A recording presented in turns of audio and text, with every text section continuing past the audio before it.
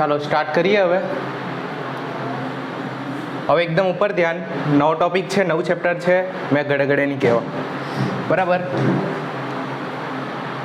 ચાલો સ્ટાર્ટ કરીએ. આજે આપણે એક નવું ચેપ્ટર સ્ટાર્ટ કરવાના છે. મેં પહેલા દિવસે કીધેલું એક મહા ચેપ્ટર 11 માર્કનો આવશે, ચેપ્ટર નંબર 2. આપણા કેટલા ચેપ્ટર થઈ ગયા છે ઓલરેડી? ચેપ્ટર નંબર 1 પતી ગયું, પછી આપણે ભાગીદારી વિષય પ્રવેશ, પછી આપણે શું સ્ટાર્ટ કરેલું? પાઘડીવાળું, ચેપ્ટર નંબર 3 પાઘડીનું મૂલ્યાંકન, અને પછી આપણે સ્ટાર્ટ કરેલું ચેપ્ટર નંબર 4 ભાગીદારીનું પુનર્ગઠન. આ બધા ચેપ્ટર પૈતા.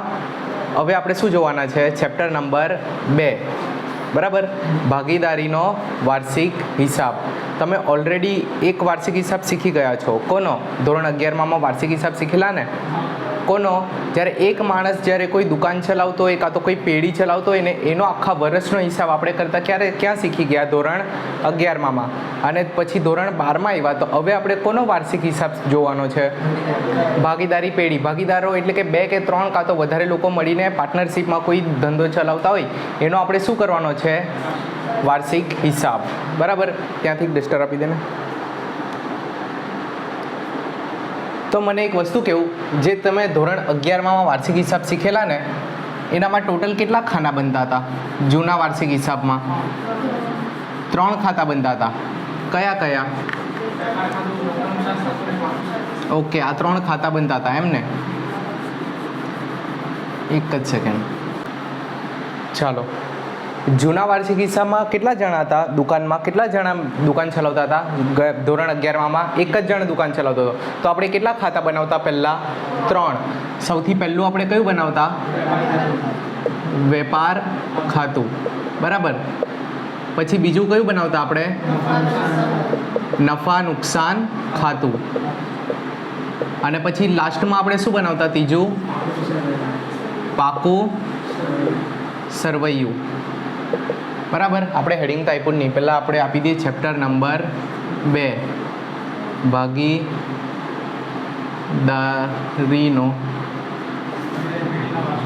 ભાગીદારી પેઢીના વાર્ષિક હિસાબો. ભાગીદારી વાર્ષિક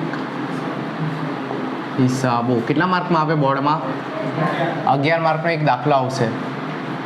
મસ્ત, મારું પર્સનલ ફેવરેટ ચેપ્ટર છે, એટલે મેં બી એકદમ મન લગાવીને ભણવા.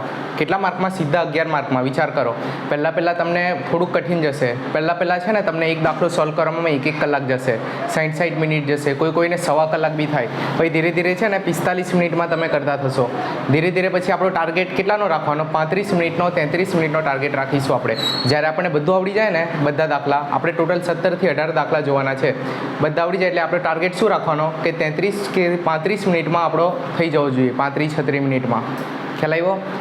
પહેલાં તો આપણે છે ને જે નવા લોકો આવેલા છે ને શું નવું છે, પહેલાં શું હતું ને હમણાં શું ચેન્જ થયો છે તે પહેલાં જોઈ લઈએ.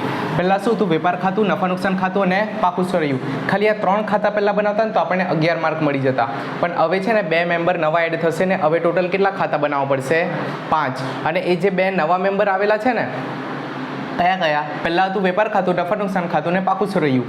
આ ક્યારની વાત છે? ધોરણ 11ની. અને હવે આપણે ધોરણ 12ની વાત કરીએ કે ભાઈ ધોરણ 12માં જો વાર્ષિક હિસાબ ભણવો હોય તો હવે કેટલા ખાતા આવશે? 5. એટલે કે પહેલું, બીજું ને ત્રીજું હતું ને, તો બીજા અને ત્રીજાની વચ્ચે હજુ 2 જણા મેમ્બર એડ થઈ ગયા. ખ્યાલ આવ્યો? તો સૌથી પહેલું કયું બનતું છે હમણાં? વેપાર ખાતું, જે તમને ઓલરેડી આવડતું છે. અને નહીં બી આવડતું હોય તો મેં હમણાં કરાવવા, બરાબર. એટલે એનું ટેન્શન નહીં લેતા. એટલે ઉપરથી બતાવી દઉં એકવાર કે આનામાં શું વસ્તુ શું છે, શા માટે કરીએ છીએ. પછી નફા નુકસાન ખાતું, આ બી જેવું હતું તેવું જ છે, નફા નુકસાન ખાતું. પછી ત્રીજું, હવે જો ડાયરેક્ટ ત્રીજું પહેલાં પાકું સરવૈયું હતું ને, તો બીજા અને ત્રીજાની વચ્ચે 2 નવા મેમ્બર આવી ગયા. તો નફા નુકસાન ખાતાની નીચે હવે કયો નવો મેમ્બર આવ્યો?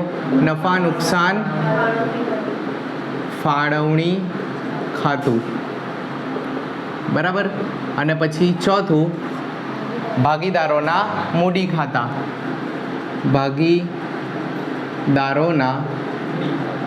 મૂડી ખાતા. અને પછી 5મું છેલ્લે શું બનશે? પાકું સરવૈયું. તો ભાઈ પાકું સરવૈયું. તો મને એક વસ્તુની સમજ પડે, આપણે ભાગીદારનો વાર્ષિક હિસાબ કરવાનો છે. એનો મતલબ કે 3-4 મળીને જે લોકો ધંધો કરતા છે તો ટોટલ આપણે હિસાબ રાખવાનો, કેટલા રૂપિયા ગયા, કેટલા રૂપિયા આવ્યા, બરાબર. અને ટોટલ વર્ષના અંતે કેટલા રૂપિયા આપણી પાસે ચોખ્ખો નફો બચેલો છે, ચોખ્ખો એકદમ નેટ આપણી પાસે કેટલા બચ્યા ભાઈ, આપણે એટલું જોવાનું છે. તો એમાં આટલા 5-5 ખાતા બનાવવાની શું જરૂર પડી ભાઈ? તો પહેલાં તો આપણે છે ને એક એક કરીને બધા ખાતાનો પર્પઝ શું છે તે સમજીએ. આ 3 ઓલરેડી તમને આવડતા જ હશે, મેં એવું માનું. પણ માની લો કે તમે ધોરણ 11માં ધ્યાન નથી આપ્યું અને આ 3 બી નથી આવડતા, તો પહેલાં આ 3ને હમણાં સમજી લો મારી સાથે, બરાબર. સૌથી પહેલું ખાતું કયું બનતું? વેપાર ખાતું. તો વેપાર ખાતું કેવી રીતે દેખાતું ખબર? આવું ટી શેપનું બનતું. એ બી અહીંયા આવતું રકમ, અહીંયા બી આવતી રકમ, અને અહીંયા આવતું વિગત, અહીંયા બી આવતી વિગત, અને અહીંયા વચ્ચે શું લખતા? વેપાર ખાતું. અને અહીંયા આવતું ઉ અને અહીંયા આવતું જ, બરાબર. સેમ આવું દેખાતું અહીંયા, બરાબર. અને આ બાજુ લખતા આપણે ફિક્સ હતું. આનામાં અમુક આઈટમ કેવી હતી? ફિક્સ. તો અહીંયા આવતો શરૂઆતનો સ્ટોક, પછી અહીંયા આવતો ખૂણામાં આખરનો સ્ટોક, પછી અહીંયા આવતી ખરીદી માઇનસ ખરીદ પરત, અને અહીંયા આવતું વેચાણ માઇનસ વેચાણ પરત. ભાઈ આટલી વસ્તુ ફિક્સ છે? જવાબ છે હા. અહીંયા શરૂઆતનો સ્ટોક, અહીંયા આખરનો સ્ટોક, ખરીદી માઇનસ ખરીદ પરત, વેચાણ માઇનસ વેચાણ પરત. ખ્યાલ આવ્યો? અને આટલા એરિયામાં છે ને બધા ખર્ચા આવતા. આટલો ભાગ છે ને બધા ખર્ચા આવતા. કયા ખર્ચા? આટલાકમાં તો જો આપણી પાસે છે ને, જો આપણે છે ને એવું માનીને ચાલવાનું કે આપણે લોકો છે ને કઈ વસ્તુ બનાવતા છે અને પછી એને વેચતા છે. જેમ કે માની લો કાં તો આપણે કોઈક ફરસાણનું આપણે એક્ઝામ્પલ લીધેલું ને, આપણે બુંદી ગાંઠિયા ને એવું બધું અલગ અલગ પાપડીને એવું બનાવીએ અને પછી એને મિક્સ કરીને એનું ચેવડો બનાવીને આપણે વેચવાનું કામ કરતા છે. તો એક જ્યાં બનાવીએ ત્યાંથી જ આપણે વેચવાનું ચાલુ કરી દઈએ. બનાવવા માટે એક અલગ કારખાનું હોય ને, એક અલગ આપણે એક કારખાનું લીધેલું છે ત્યાં પતરાવાળું, ત્યાં કંઈ ઓફિસર લોકો બનાવે ટાઈ બાઈ પહેરીને, ત્યાં કોણ કામ કરે? જે લાલ રૂમાલ માથા પર બાંધીને જે બંડી પહેરીને જે કાકા બનાવતા હોય રસોઈયા, બરાબર, એ આખા અલગ હોય. મજૂર લોકો કામ કરે કારખાનામાં. તો કારખાનું આખું અલગ, અને સેલિંગ અને ડિસ્ટ્રીબ્યુશન અને મેનેજમેન્ટ એટલે કે વેચાણ માટે ને સંચાલન કરવા માટે એક અલગ વિભાગ હોય અને બનાવવા માટે અલગ વિભાગ હોય. તો જે કારખાનાને લગતા ખર્ચા હોય ને એ બધું કારખાનાને લગતી બધી આઈટમ ક્યાં જશે? વેપાર ખાતામાં. એટલે ઉધાર બાજુ ખર્ચા, જમા બાજુ આવક. પણ કયા ખર્ચાને કઈ આવક વેપાર ખાતામાં જાય? કારખાનાને લગતી. ધ્યાન આવ્યું? અને પછી વેપાર ખાતાની નીચે કયું ખાતું બનતું? નફા નુકસાન ખાતું. હવે નફા નુકસાન ખાતામાં શું હતું? એ બી આના જેવો જ દેખાય, બધા ખાતા દેખાય સેમ, ખાલી નામ અલગ હોય. આપણું બની ગયું નફા નુકસાન ખાતું. અહીંયા બી ઉ અને જ એટલે કે ઉધાર અને જમા, રકમ રકમ, વિગત અને વિગત. હવે મને કેવું, નફા નુકસાન ખાતાની ઉધાર બાજુ આપણે શું દર્શાવતા? ખર્ચા, અને જમા બાજુ આવક. આટલું તો મારા ખ્યાલથી ડોબામાં ડોબો સ્ટોરે તો બી એને આટલું તો ખબર જ હશે કે નફા નુકસાનમાં આ બાજુ શું લખાય? ખર્ચા, એ બાજુ શું લખાય? આવક, બરાબર. પણ આનામાં કયા ખર્ચાને કઈ આવક બતાવવાની? તો જો જ્યાં કારખાનું હતું ને ત્યાં કઈ આગની ભઠ્ઠી ચાલે, બધું માલ સામાન બને, પછી એનું પેકિંગ થાય અને પછી એને બોક્સ પેક કરીને ટ્રકમાં ભરે ને એ ટ્રક ક્યાં જાય? જ્યાં મોટો મસ્ત આપણે હોલસેલ પેલો એસીવાળી દુકાન હોય કાં તો કોઈ સ્ટોર બનાવેલો હોય. ખ્યાલ આવ્યો? એટલે જ્યાં આખી કાચની બિલ્ડિંગમાં જ્યાં એકદમ મસ્ત સજાવટ કરીને આપણે વેચવા મૂકીએ ને કાચના એનામાં, એ વસ્તુ આખી અલગ હોય. એટલે વેચાણ માટેનો આખો ભાગ અલગ હોય, જ્યાં વેચાણ થાય, જ્યાં મેનેજમેન્ટ થાય, જ્યાં ઓફિસર લોકો ટાઈ પહેરીને કામ કરતા હોય, આખું મેનેજ કરતા હોય, એ લોકો અલગ હોય. અને મજૂર લોકોનું વિભાગ અલગ હોય. તો જે મજૂર લોકોને કારખાનાને લગતો ખર્ચો છે એ બધો જશે વેપારમાં, અને ઓફિસનો કાચની બિલ્ડિંગનો ઓફિસર લોકોનો ખર્ચો ને એ બધી આવક ક્યાં જશે? સેલિંગ ડિસ્ટ્રીબ્યુશન અને મેનેજમેન્ટવાળી બધી નફા નુકસાન ખાતામાં. ખ્યાલ આવ્યો? મેઇન ડિફરન્સ આ હતો. બાકી આપણે એક જ ખાતું બનાવી લાગતે, બધા ખર્ચા આ બાજુ ને બધી આવક આ બાજુ, બરાબર, તો બી ચાલતે. પણ આપણે અલગ અલગ બે ખાતા બનાવ્યા. વેપાર ખાતું અલગ બનાવ્યું, નફા નુકસાન ખાતું અલગ બનાવ્યું. પછી છે ને એક નવો મેમ્બર એડ થયો, નફા નુકસાન ફાળવણી અને ભાગીદારોના મૂડી ખાતા. આ બે ખાતા આપણે ઓલરેડી ક્યાં ભણી ગયેલા છે? ચેપ્ટર નંબર 1માં. ખ્યાલ આવ્યું? મેં કીધેલું બે નવા મેમ્બર એડ થયેલા છે. ત્યાં આપણે શું ભણેલા? કેમ આપણે નફા નુકસાન ફાળવણી ખાતું ભણતા છે? નફા નુકસાન ફાળવણી ખાતું કેમ જરૂર પડેલી? ઓલરેડી નફા નુકસાન ખાતું તો હતું જ. આ બાજુ ખર્ચા ને આ બાજુ આવક લખતા જ હતા, તો નફા નુકસાન ખાતાની નીચે નવા નફા નુકસાન ફાળવણી ખાતાની શું જરૂર પડી? કારણ કે હવે બહુ બધા ભાગીદાર છે, તો હવે શું કરવાનું ખબર? કારખાનાના બધા ખર્ચા લખવાના વેપાર ખાતામાં, પછી નફા નુકસાનના બધા ખર્ચા લખવાના, અરે કાચની બિલ્ડિંગવાળા બધા ખર્ચા લખવાના નફા નુકસાનમાં, પછી બધા ખર્ચા અહીંયાના બી ચૂકવી દીધા, અહીંયાના બી ચૂકવી દીધા, તો બી પૈસા વધેલા છે, તો હવે કોના ખર્ચા ચૂકવવાના? તો જે ઘરના લોકો છે ને, ઘરના લોકો એટલે કોણ કોણ? ભાગીદારો, જે 3-4 જણા જે ભાગીદારો છે, તો પેઢી હવે શું કરશે? આનામાંથી ભાગીદારોના બધા ખર્ચા આપશે ને, તો ભાગીદારને લગતા ખર્ચા અને ભાગીદારને લગતી આવક એ બધી ક્યાં લખાય? નફા નુકસાન ફાળવણી ખાતામાં, જે આપણે ઓલરેડી ક્યાં ભણી ગયા? ચેપ્ટર નંબર 1માં. યાદ છે પેલું મૂડીની નીચે મૂડી પર વ્યાજ, ઉપાડની નીચે ઉપાડ પર વ્યાજ, એની ક્રોસ અસર આવતી? ચેપ્ટર નંબર 1માં આપણે ઓલરેડી કરી ગયેલા છે. અને ભાગીદારોના મૂડી ખાતા એ બી આપણે શીખી ગયા ઓલરેડી. અને પાકું સરવૈયું, તો ભાઈ પાકું સરવૈયું ઓલરેડી 11માં થઈ ગયેલું છે આપણું. પાકા સરવૈયામાં શું આવતું?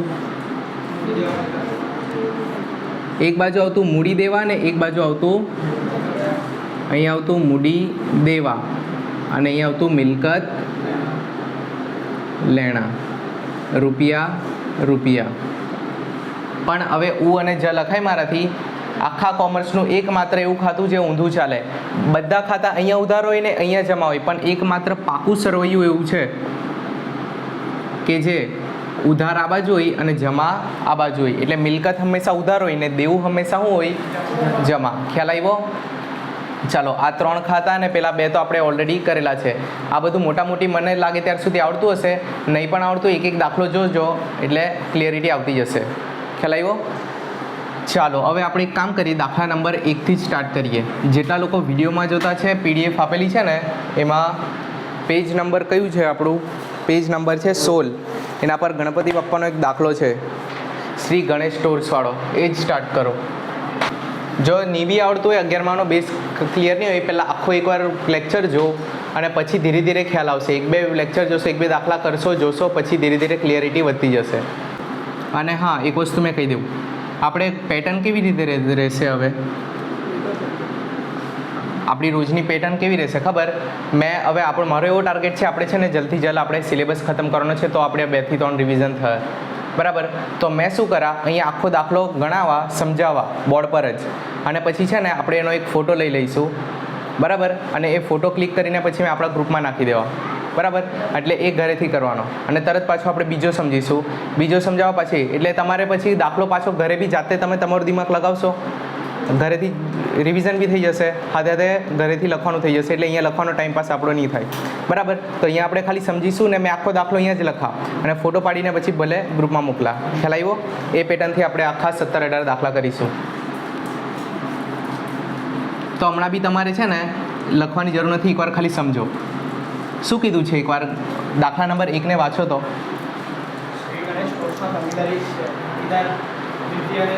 હા,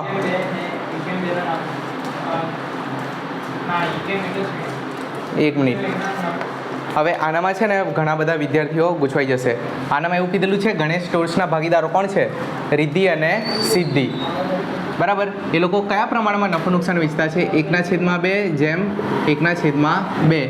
તો ઓલરેડી આપણે 1/1 જ કહેવાય ને આને. એટલે 2માંથી 1 અને 2માંથી છેદમાં હંમેશા ટોટલ લખાય.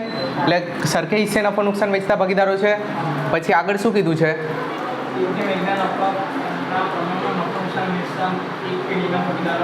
હા,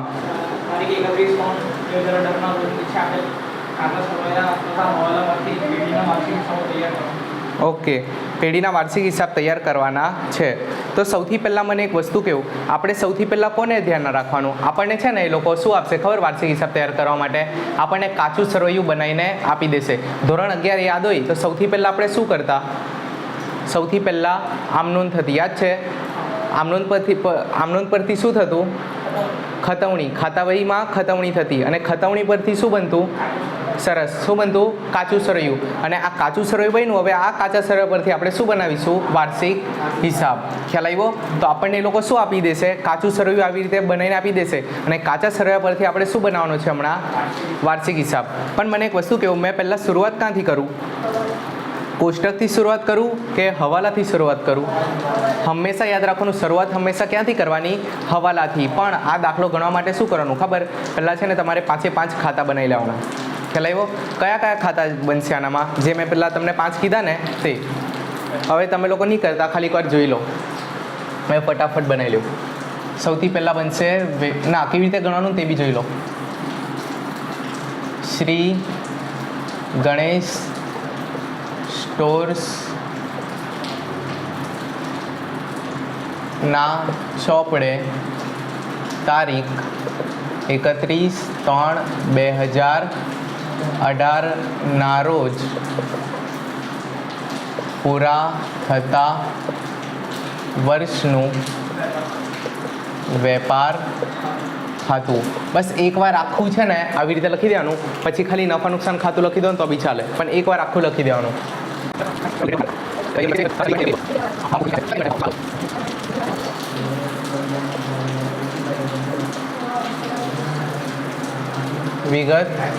વિગત ઉધાર અને જમા.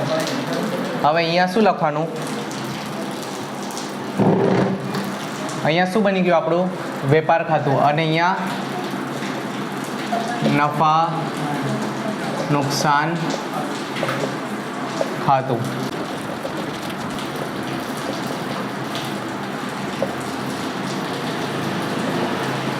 ઉધાર અને જમા. આ નફા નુકસાન ખાતું રેડી થઈ ગયું, પણ મને નહીં લાગે આટલા નફા નુકસાન ખાતામાં થશે, તો આપણે હજુ થોડુંક લાંબુ કરી દઈએ. આ ખ્યાલ આવ્યો? અહીંયાથી જ અહીંયા કન્ટિન્યુ થતું છે. પછી કયું ખાતું આવે?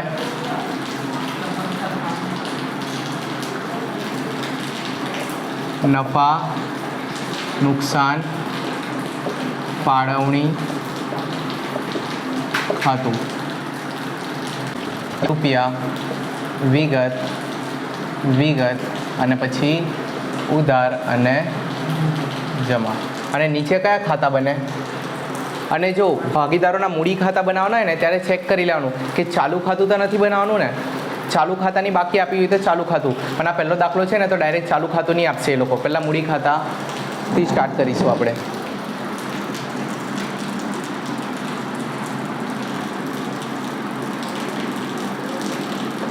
ભાગીદારોના મૂડી ખાતા, રિદ્ધિ અને હવે જે લોકોએ ચેપ્ટર 1 કર્યું હશે ને એ લોકોને એકદમ ઇઝી જશે. રિદ્ધિ અને સિદ્ધિ. વિગત ઉધાર અને અહીંયા આવશે જમા. અને લાસ્ટમાં શું બને? પાકું સરવૈયું. અહીંયા આવશે મૂડી દેવા, મિલકત લેણા. ચાલો પછી તો આપણું બધા ખાતા કરીને ચાલો આટલા ભાગમાં આપણે ગણતરી કરીશું. હવે સ્ટાર્ટ કરીએ પહેલા હવાલાથી. પહેલો હવાલો આપણને શું કહે છે?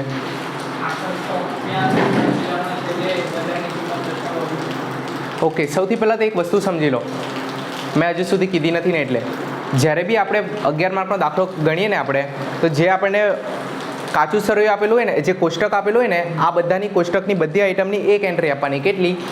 પણ હવાલા હોય એની કેટલી એન્ટ્રી આપવાની? 2. બરાબર? ઓકે. અને બધામાં કોનામાં કઈ આઈટમ આવે ને તો એકવાર પાછું રિવાઇઝ કરી લઈએ. આનામાં અહીંયા શું આવે? શરૂઆતનો સ્ટોક. અહીંયા ખરીદીમાંથી ખરીદ પરત માઇનસ, વેચાણમાંથી વેચાણ પરત માઇનસ. આટલી વસ્તુ આનામાં ફિક્સ છે. આનામાં નફા નુકસાન ખાતામાં કંઈ ફિક્સ આવે ના, ખાલી એટલું છે કે આ બાજુ ખર્ચા અને આ બાજુ આવક. પછી નફા નુકસાન ફાળવણીમાં કંઈ ફિક્સ છે એટલું કે ચોખ્ખો નફો અહીંયાથી સ્ટાર્ટ થાય. બરાબર? મૂડી ખાતામાં કંઈ ફિક્સ હોય? મૂડીની બાકી આગળ લાવીએ અહીંયા લખતા ને આપણે, અને ઉપાડ હોય તો આ 2 વસ્તુ ફિક્સ છે. પછી પાકા સરવૈયામાં આ બાજુ શું આવે? આખા ભાગમાં મિલકતો. આનામાં આટલા એરિયામાં મૂડી અને બાકીની જવાબદારી, એટલે જેટલી બી મિલકત હશે તે બધી અહીંયા લખાશે. ખ્યાલ આવ્યો? હવે આપણે હવાલાની કેટલી અસર આપવાની છે ભાઈ? 2 અસર. તો આપણે સૌથી પહેલો હવાલો શું કહે છે ખબર આપણને? કે આખર સ્ટોક કેટલાનો છે ભાઈ? 45,000નો, જેની બજાર કિંમત 10% વધુ છે.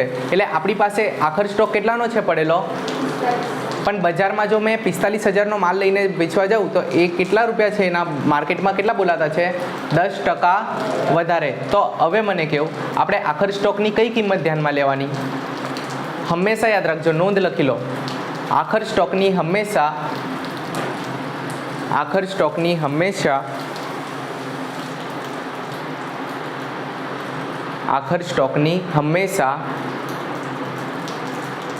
ઓછી કિંમત જ ધ્યાનમાં લેવી.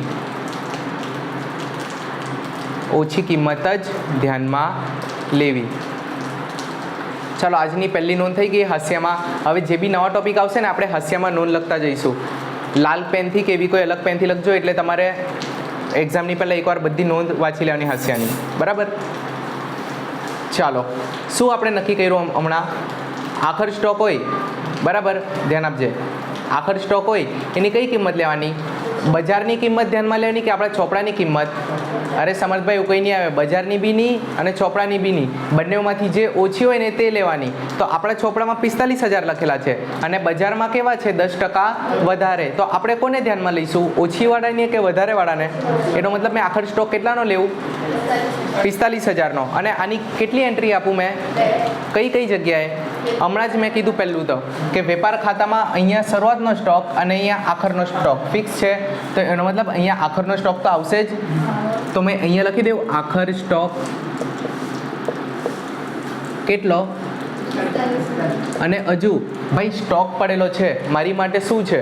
મારી દુકાનમાં મસ્ત સ્ટોક ભરેલો હોય 1 કરોડ રૂપિયાનો, તો મારી માટે શું કહેવાય?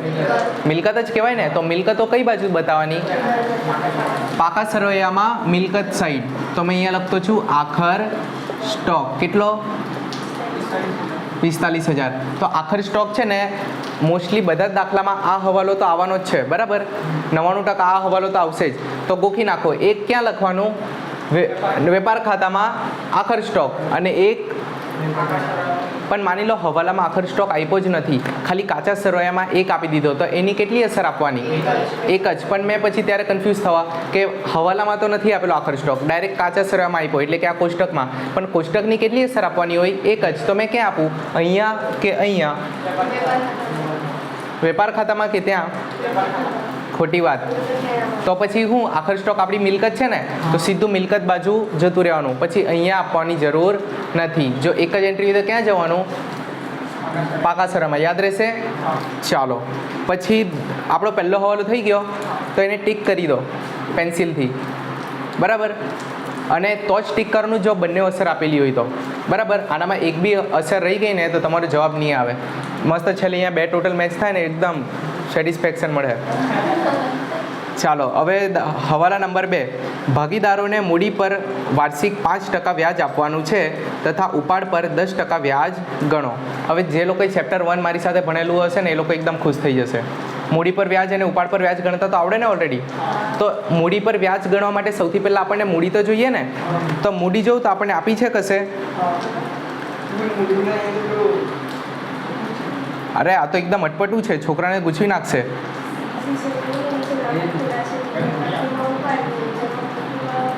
થોડુંક બુદ્ધિ દોડાવશો ને તો ખબર પડી જશે.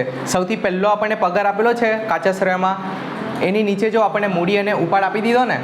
હવે મૂડી અને ઉપાડ તો સૌથી પહેલાં તો રિદ્ધિની વાત કરી અને પછી કોની વાત કરી? સિદ્ધિની. પણ રિદ્ધિમાં તો 2 છે, ઉધાર બાજુ 9,000 અને જમા બાજુ 40,000. તો એમાંથી મૂડી કઈ ને ઉપાડ કયો? તો ભાઈ મૂડીની કઈ બાકી? મૂડીની કઈ બાકી? તો એનો મતલબ કે રિદ્ધિ કેટલા રૂપિયા લાવી છે અને રિદ્ધિ કેટલા રૂપિયાનો ઉપાડ કર્યો છે? અને કે ઉપાડની કઈ બાકી હોય? હંમેશા ઉધાર. બરાબર? અને પછી એ રિદ્ધિની નીચે સિદ્ધિ આપી છે. સિદ્ધિ કેટલા રૂપિયાની મૂડી લાવી છે અને કેટલા રૂપિયાનો ઉપાડ કર્યો છે? પણ તમે લોકોએ કેવી રીતે નક્કી કર્યું? સમજભાઈ, જો જમા બાજુ હોય ને તે મૂડી કહેવાય, કારણ કે મૂડીની કઈ બાકી? જમા, અને ઉપાડની ઉધાર. આટલો ખ્યાલ આવ્યો? એટલે મૂડી અને ઉપાડ એ લોકોએ ભેગી આપી દીધી રિદ્ધિ સિદ્ધિની. ખ્યાલ આવ્યો? બધા દાખલામાં અલગ અલગ રીતે આપશે, તમારે ઓળખવું પડશે. તો સૌથી પહેલાં આપણે શું લખી દઈએ? મૂડી અને ઉપાડ. તો આ મૂડી અને ઉપાડની મેં કેટલી અસર આપવા? મેં 1 કે 2? એક જ. હવાલો હોય તો 2, કાચું સરવૈયું હોય તો 1. તો આ મૂડી અને ઉપાડ મેં લખીશ તો મેં કેટલી અસર આપા? 1 જ. તો મૂડી અને ઉપાડ ક્યાં લખાય? કોઈને યાદ છે? ભાગીદારોના મૂડી ખાતામાં. મૂડી કઈ બાજુ આવે? તો મેં અહીંયા લખી દઉં બાકી આગળ લાવ્યા. બાકી આગળ લાવ્યા. ભાઈ રિદ્ધિ કેટલા રૂપિયા લાવી છે? તો મેં રિદ્ધિના ખાનામાં લખતો છું 40,000. સિદ્ધિ કેટલા રૂપિયા લાવી છે? તો સિદ્ધિના ખાતામાં મેં લખ્યા 35,000. ખ્યાલ આવ્યો? હવે ઉપાડની વાત કરીએ તો ભાઈ રિદ્ધિએ કેટલા રૂપિયાનો ઉપાડ કર્યો છે? તો મેં અહીંયા લખા ઉપાડ ખાતે 9,000. સિદ્ધિએ કેટલા રૂપિયાનો ઉપાડ કર્યો છે? તો અહીંયા આપણે કરીશું 8,000. બરાબર. આપણે શું લખ્યું? મૂડી અને ઉપાડ લખી દીધું. કેમ લખ્યું? કારણ કે આપણે હવાલા નંબર 2માં આ લોકોની જરૂર હતી. બરાબર. તો મૂડી અને ઉપાડ લખી દીધા ને, તો એ લોકોને પેન્સિલથી ટીક કરી દો. મૂડી ઉપાડ રિદ્ધિ સિદ્ધિને જે વસ્તુ થઈ જાય એને ટીક કરી દો. ખ્યાલ આવ્યો? હવે હવાલા નંબર 2 પર આવો પાછા. ભાગીદારોને મૂડી પર વાર્ષિક 5% વ્યાજ આપવાનું છે. બસ આટલું જ હમણાં વાંચો, બાકીનું પછી કરીએ. પહેલાં મૂડી પર વ્યાજ આપી દઈએ, પછી ઉપાડ પર આપીશું. મૂડી પર કેટલા ટકા વ્યાજ આપવાનું છે? ઓલરેડી આ વસ્તુ તમે કરી દીધી ચેપ્ટર 1માં. બરાબર. મૂડી પર વ્યાજ ક્યાં લખવાનું? મૂડીની નીચે મૂડી પર વ્યાજ અને એની ક્રોસ અસર અહીંયા. ખ્યાલ આવ્યો? મૂડીની નીચે શું આવે? આમ બાકી આગળ લાવીએ એટલે મૂડી જ લખીને આપણે કે આયરી 40 લાવેલી ને આયરી 35. તો મૂડીની નીચે શું આવે ભાઈ? મૂડી પર વ્યાજ. ગોખી નાખો. મૂડીની નીચે શું આવે? તો મેં અહીંયા લખતો છું મૂડી પર વ્યાજ. કેટલા ટકા આપવાનું છે? તો 40,000ના 5% કેટલા થાય? 2,000. સિદ્ધિ 35,000 લાવી. 35,000ના 5% 1,700. તો આ મૂડી પર વ્યાજ. આની બીજી અસર ક્યાં આપવાની? એક અસર તો અહીંયા આવી. આપણે આ હવાલો છે એટલે 2 અસર આપવાની. તો બીજી અસર ક્યાં જશે? નફા નુકસાન ફાળવણી ખાતામાં. કેમ ગયું? તો સૌથી પહેલી મૂડી કોણ કોને આપે? ભાગીદાર છે ને, મેં દુકાન છું. ભાગીદારે મૂડી કોને આપી? દુકાનને, ધંધો કરવા માટે. તો બદલામાં દુકાન ભાગીદારને શું ચૂકવે? મૂડી પર વ્યાજ. તો દુકાન માટે શું થઈ ગયો? આ ખર્ચો થઈ ગયો. એટલે ખર્ચો આ ઘરના લોકોને લગતો ખર્ચો છે કે બહારના લોકોને લગતો? તો ઘરના લોકોને ખર્ચો, ઘરના લોકોને લગતા ખર્ચાને આવક ક્યાં બતાવાય? નફા નુકસાન ખાતામાં કે નફા નુકસાન ફાળવણીમાં? ફાળવણીમાં. તે બી ખર્ચા હંમેશા કઈ બાજુ લખાય? એટલે ખ્યાલ આવ્યો? બંને રીતે ક્લિયર કરાવી દીધું. ગોખવું હોય તો ગોખી કાઢો, સમજ પડી ગઈ તો વધારે સારું. તો આની ક્રોસ અસર અહીંયા આપણે આપીશું. ખર્ચો આપણે ઉધાર બાજુ, મૂડી પર વ્યાજ. કોણ કોણ છે ભાઈ? રિદ્ધિ અને સિદ્ધિ. જોડણી કંઈ નહીં ચાલે. હવે રિદ્ધિને કેટલા? 2,000 રૂપિયા. કે રિદ્ધિ તું એ છે ને 40,000 રૂપિયા વાપરવા આપ્યા ને, તો બદલામાં અમે તને કેટલા આપ્યા? 2,000 રૂપિયા. અને તું એ મને 35,000 આપ્યા, તો બદલામાં તને કેટલું વ્યાજ મળતું છે? 17,50. ટોટલ કેટલું મૂડી પર વ્યાજ આપણે ચૂકવ્યું? કેટલાનો આપણને ખર્ચો થયો? 2 ને 1 3 એટલે 31,700 ને જો તો ભાઈ ના કાથી 31 3,750. ચાલો બંને અસર આપી આપણે. અહીંયા બી આપી દીધી ને અહીંયા બી. હજુ થઈ ગયો આપણો હવાલા નંબર 2 કે હજુ બાકી છે? અડધો જ થયો. અડધામાં પછી હું કીધું? ભાગીદારોને મૂડી પર 5% વ્યાજ આપવાનું છે તથા ઉપાડ પર 10% વ્યાજ ગણો. હવે ઉપાડ પર વ્યાજ એટલે શું આવે ભાઈ? ઉપાડ કોણ કરે ને ક્યાંથી કરે? દુકાનમાંથી ભાગીદાર ઉપાડ કરે તો પૈસા ક્યાંથી ક્યાં જાય? દુકાનમાંથી ભાગીદાર પાસે જાય. બરાબર. તો હવે કોણ કોને ઉપાડ પર વ્યાજ આપશે? ભાગીદારે ઉપાડ કર્યો ને, તો ભાગીદાર હવે ઉપાડ પર વ્યાજ કોને આપશે? કેમ તે મેં સમજાવ્યું ચેપ્ટર નંબર 1માં. બરાબર. ચાલો તો ઉપાડની નીચે શું આવે? ઉપાડ પર વ્યાજ. જેમ મૂડીની નીચે મૂડી પર વ્યાજ, તેમ ઉપાડની નીચે ઉપાડ પર વ્યાજ. તો અહીંયા આપણે લખીશું ઉપાડ પર વ્યાજ. કેટલા ટકા કીધું છે? 10%. તો ભાઈ રિદ્ધિ તું 9,000 રૂપિયાનો ઉપાડ કરેલો, તો હવે તું અમને કેટલા ચૂકવશે? 900 રૂપિયા. સિદ્ધિ તું કેટલાનો ઉપાડ કરેલો? 8,000નો. તો તું અમને કેટલા રૂપિયા ચૂકવશે હવે? 800. બરાબર. આ કેટલી અસર આપી મેં? 1. હવે આની બીજી અસર ક્યાં આપવાની? ક્રોસમાં. બરાબર. કેમ કે ઉપાડ પર વ્યાજ, હવે પેલો આપણને ઉપાડ પર વ્યાજ આપશે તો આપણી આવક કહેવાય ને દુકાનની, તો એ આવક અહીંયા જમા બાજુ બતાવીશું એટલે આની ક્રોસ અસર અહીંયા. ખ્યાલ આવ્યો? ચાલો અહીંયા મેં લખીશ ઉપાડ પર, પણ સમર્થભાઈ મને એક વસ્તુ હજુ નહીં સમજ પડી. આ તમે મૂડી પર વ્યાજ ઉપરથી લખ્યું અને આ ઉપાડ પર વ્યાજ કેમ થોડુંક નીચેથી લખ્યું? ચોખ્ખો નફો ઉપરથી ભાઈ અહીંયાથી એક એન્ટ્રી પડવાની છે અહીંયા, બરાબર? યાદ રાખજો, આનો ઉતારો આનામાં, આનો ઉતારો આનામાં, ને આનો ઉતારો આનામાં, ને આનો ઉતારો આનામાં, એટલે પેલું સ્ટેપ બાય સ્ટેપ દાદરિયા ઉતરે, બરાબર? તો ઉપરથી કોઈ એક જણ આવવાનું છે અહીંયા, એટલે અહીંયા જગ્યા છોડી દીધી ને અહીંયા મેં શું લખ્યું? ઉપાડ પર વ્યાજ. રિદ્ધિ ન ઉપાડ પર વ્યાજ અને સિદ્ધિ ન ઉપાડ પર વ્યાજ. રિદ્ધિને કેટલા અને સિદ્ધિ પાસેથી કેટલા લેવાના? ટોટલ કેટલા રૂપિયા આપણે લઈશું? 9 ને 8 1700. ખ્યાલ આવ્યો? ચાલો આપણો હવાલા નંબર 2 બી કમ્પ્લીટ થઈ ગયો. ચાલો હવે હવાલા નંબર 3, ઘસારો ગણવાનો છે. ભાઈ ઘસારો એટલે શું આવે? શીખેલા છો ધોરણ 11માં ઘસારો? ઘસારો આ ઘસારાવાળો બી આવશે ને આવશે. એક હવાલો તો આવશે જ એક્ઝામમાં, બરાબર? યંત્રો પર 10% ઘસારો ગણવાનો છે. ફર્નિચરને હમણાં નહીં જોઉં, હમણાં ખાલી કોને જોઉં? યંત્રને. એકદમ એક્ટિવ થઈ જાઓ. યંત્ર કેટલાના છે આપણી પાસે? યંત્ર શોધી લાવ તો કાચા સરવૈયામાંથી. પણ સમર્થભાઈ અહીંયા તો જોઉં યંત્રની નીચે શું દેખાતું છે? એટલે જૂનો યંત્ર પર ઘસારો બી છે અને પ્લસ હવાલામાં બી કીધો, તો આ તો બે થઈ ગયા ને. તો આવા કેસમાં શું કરવાનું? જે જૂનો ઘસારો હોય ને તેને યંત્રમાં જ પ્લસ કરી દેવાનો. ખ્યાલ આવ્યો? તો નોંધ લખી દો, ત્યાં નોંધ લખી દો.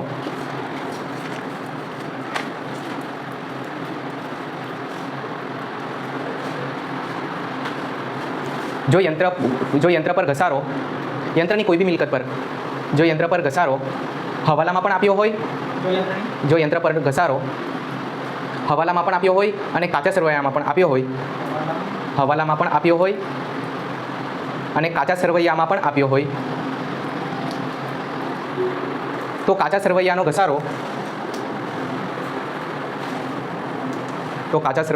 ઘસારો યંત્રમાં જ ઉમેરવો.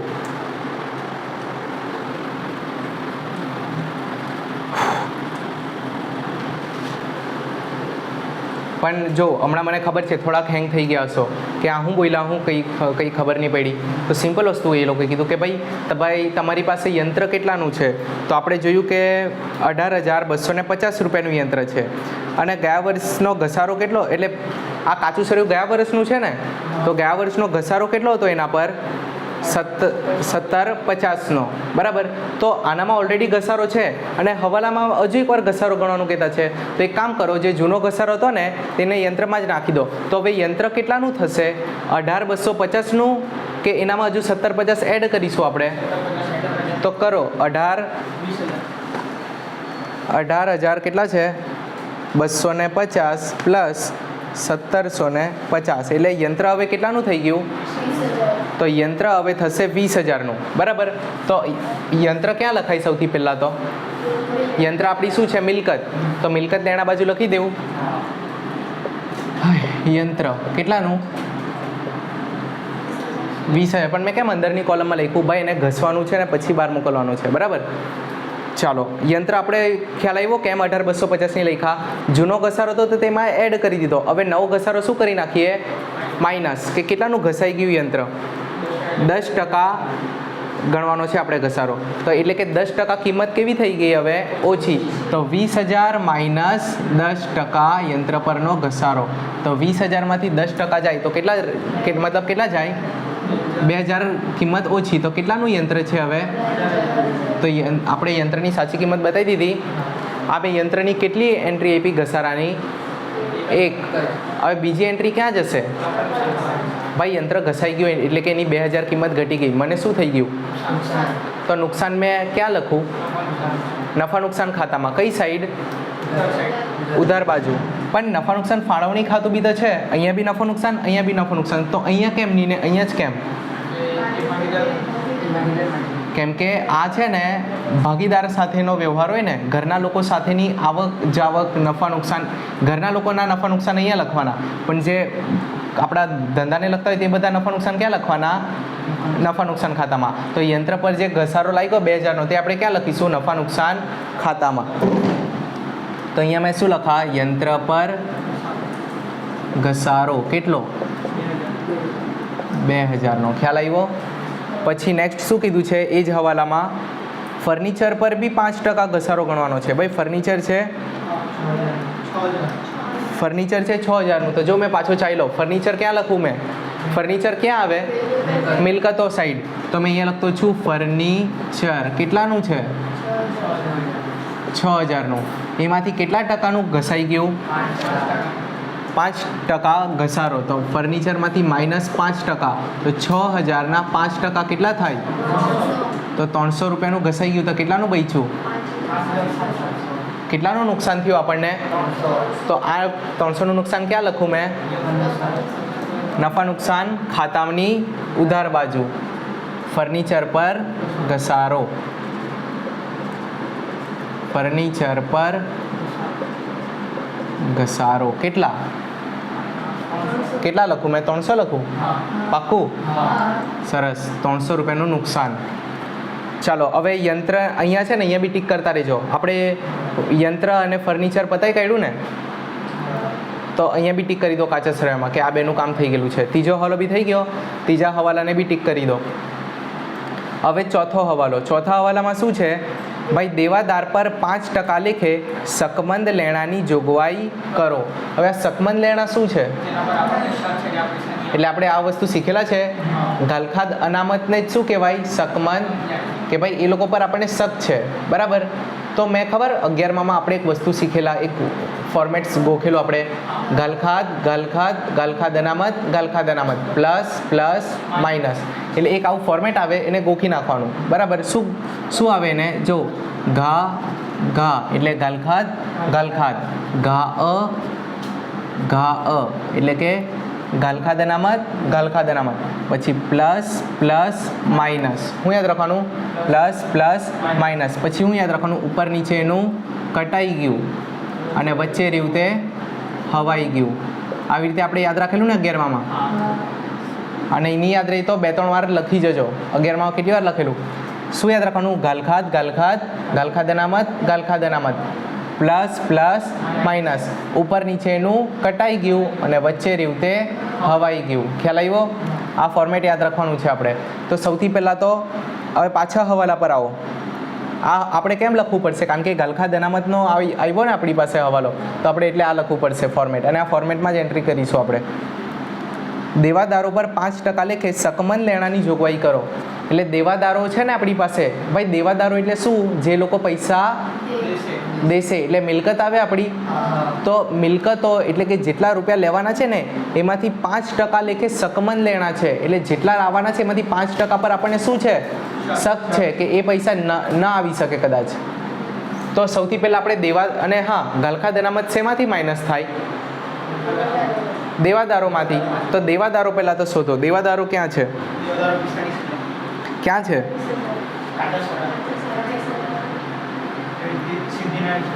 સિદ્ધિના નીચે. હા જો દેવાદાર અને લેણદાર આપેલા છે, પણ આ હું, આ તો 45000 ને 35000 બે આઈટમ આપેલી છે. તો આનામાંથી દેવાદારો કયા છે, તમને કેવી રીતે ખબર પડી કે 45000 છે, કારણ કે દેવાદારો એટલે પૈસા દેશે, એટલે આપણી મિલકત છે, મિલકતની હંમેશા કઈ બાકી, તો દેવાદારો એટલે ઉધાર બાજુના. તો મેં અહીંયા લખતો છું દેવાદારો કેટલાના, ભાઈ 45000 આપણે ઉઘરાવાના છે. પણ આપણી સાથે શું થઈ ગયું, ગાલખાદ અનામત 5% પર તો આપણને ભરોસો જ નથી, તો -5% કરી દઈએ. શકમંદ લેણા એટલે કે ગાલખાદ અનામત, તો 45000ના 5% કેટલા થાય, 2250. તો -2250 તો કેટલા વધે, 42750. એટલે 45000 લેવાના હતા, પણ 2250 પર તો મને ભરોસો જ નહીં હતો. તો હવે કેટલા લોકો પાસેથી પૈસા લેવાના છે, 42750 વાળા લોકો પાસેથી લેવાના છે. તો મને કેટલાનું એ ગયું નુકસાન, એટલે નુકસાન એટલે એકચ્યુઅલમાં નુકસાન નથી થયું, કંઈ પૈસા ડૂબી નથી ગયા, પણ મને કેટલા પર શક ગયો. તો આપણે હમણાંથી જેને એક ખર્ચો માની લઈએ અને હમણાં જેને નફા નુકસાન ખાતામાં નોંધી આવીએ. તો 2250નું મેં ગાલખાદ અનામત ક્યાં લખું, નફા નુકસાન ખાતામાં. પણ અહીંયા ગાલખાદ અનામત બે છે, તો મેં કોનામાં જાઉં, હવાલામાં, એટલે હવાલાની ગલખાદ અનામત અલગ હોય અને કાચા સરવૈયાની. તો હવાલાની ગલખાદ અનામત કેટલી છે? 2250. ખ્યાલ આવ્યો? ચાલો હવે બીજું શું કીધું છે? બસ આટલું જ હતું. જો ત્યાં છે ને આપણને અહીંયા વચ્ચોવચ્ચ ગલખાદ અને ગલખાદ અનામત કાચા સરવૈયાના આપેલા જ છે આપણને. તો દેવાદારોને ટીક કર્યું ને તમે, જે થાય એને ટીક કરતા જજો. ગલખાદ અને ગલખાદ અનામત. પણ સમર્થભાઈ અહીંયા જુઓ, અહીંયા ઉધાર બાજુ 200 છે અને અહીંયા જમા બાજુ 650 છે. તો આનામાંથી ગલખાદ કયું અને ગલખાદ અનામત કયું? ગલખાદ એટલે શું ને ગલખાદ અનામત એટલે શું? બંનેમાં કન્ફ્યુઝન છે તમને હજુ બી? આપણે બહુ વાર ક્લિયર કર્યું. ગલખાદ એનો મતલબ કે પૈસા ડૂબી ગયા, રિયલમાં ડૂબી ગયેલા છે, રિયલ લાઈફમાં. પહેલાં એ કહી દીધું કે જે થાય તે તોડી લેજા, નહીં આપું તારા પૈસા. એને શું કહેવાય? ગલખાદ. પણ ગલખાદ અનામત એટલે શું? એ માણસ કંઈ બોલ્યો નથી હજુ, પણ ક્યારનો આપતો જ નથી, 6 મહિના થઈ ગયા. તો આપણને શક છે કે કદાચ આયરો નહીં આપશે, તો આપણે એને ક્યાં નાખી દઈએ? ગલખાદ અનામતમાં. અને હંમેશા અનામત અને જોગવાઈ ક્યાં લખાય? કોઈ બી અનામત હોય ક્યાં લખાય? મેં કીધેલું છે, નથી ખબર? મૂડીની નીચે શું આવે? જવાબદારી. તો જવાબદારી બાજુ શું લખાય? હંમેશા અનામત. કોઈ બી અનામત હોય, યાદ રાખજો, કોઈ બી અનામત હોય કે કોઈ બી ભંડોળ હોય આપણી પાસે, એ ક્યાં લખાય? જવાબદારી સાઈડ. ખ્યાલ આવ્યો? તો આપણે ગલખાદ અનામત અને અહીંયા પણ સમજભાઈ આપણે તો અહીંયા માઇનસ કર્યું ને 5%, કારણ કે માઇનસમાં છે ને એટલે હરખું જ થયું, બરાબર? એને બહુ ધ્યાનમાં નહીં લેતા. ચાલો. ના, મેં તો ગુંડા મોકલું, એ ભૂલી જજો તમે કે મેં ફી ગુંડા મોકલીને વસૂલ કરાવડાવો. ભૂલતા એવું તો વિચારતા નહીં કે આપણે બી ગલખાદ અનામત રાખવું. ચાલો, તો આનામાં શું આપેલી છે? ગલખાદ અને ગલખાદ અનામત. તો મેં હમણાં શું કીધું કે ગલખાદ અનામત ભાઈ કઈ સાઈડ લખીએ આપણે? જવાબદારી સાઈડ. હમણાં જ કીધું ને મેં. તો ગલખાદ અનામતની કઈ બાકી હોય એનો મતલબ? આ ઉધાર બાજુ કહેવાય. પાકું સરવૈયું એકમાત્ર એવું ખાતું છે જે આ બાજુ ઉધાર હોય અને આ બાજુ. અને હંમેશા કોઈ બી અનામત ક્યાં લખાય? મેં પાછું રિપીટ કરતો છું, કોઈ બી અનામત ક્યાં લખાય? મૂડી દેવા બાજુ. તો મૂડી દેવા એટલે કઈ બાકી કહેવાય? આ ઉધાર બાકી કહેવાય કે જમા બાકી? કારણ કે પાકું સરવૈયું ઊંધું ચાલે, તો આ જમા બાકી કહેવાય. તો ગલખાદ અનામતની કઈ બાકી? યાદ રાખો, જમા બાકી. અને ગલખાદની? કારણ કે ગલખાદ શું છે? આપણું નુકસાન છે. ખ્યાલ આવ્યો? ચાલો, તો આનામાં છે ને આપણી પાસે ગલખાદ અને ગલખાદ અનામત છે કાચા સરવૈયાના. આ ક્યાં લખેલા છે? તો કાચા સરવૈયાના જો આ ઉપર નીચેનું કટાઈ ગયું એટલે કાચા સરવૈયાનું, અને હવાઈ ગયું એટલે હવાલાનું. તો હવાલાનું કાચા સરવૈયાનું ગલખાદ કેટલું છે? ઉધાર બાકી કેટલી છે? 200. તો મેં ક્યાં લખું? નીચે કે ઉપર? ઉપર. ખ્યાલ આવ્યો? અને ગલખાદ અનામત કેટલા છે? તો એને નીચે લખું. ખ્યાલ આવે છે? ચાલો, હવે આને બી ટીક કરી દો.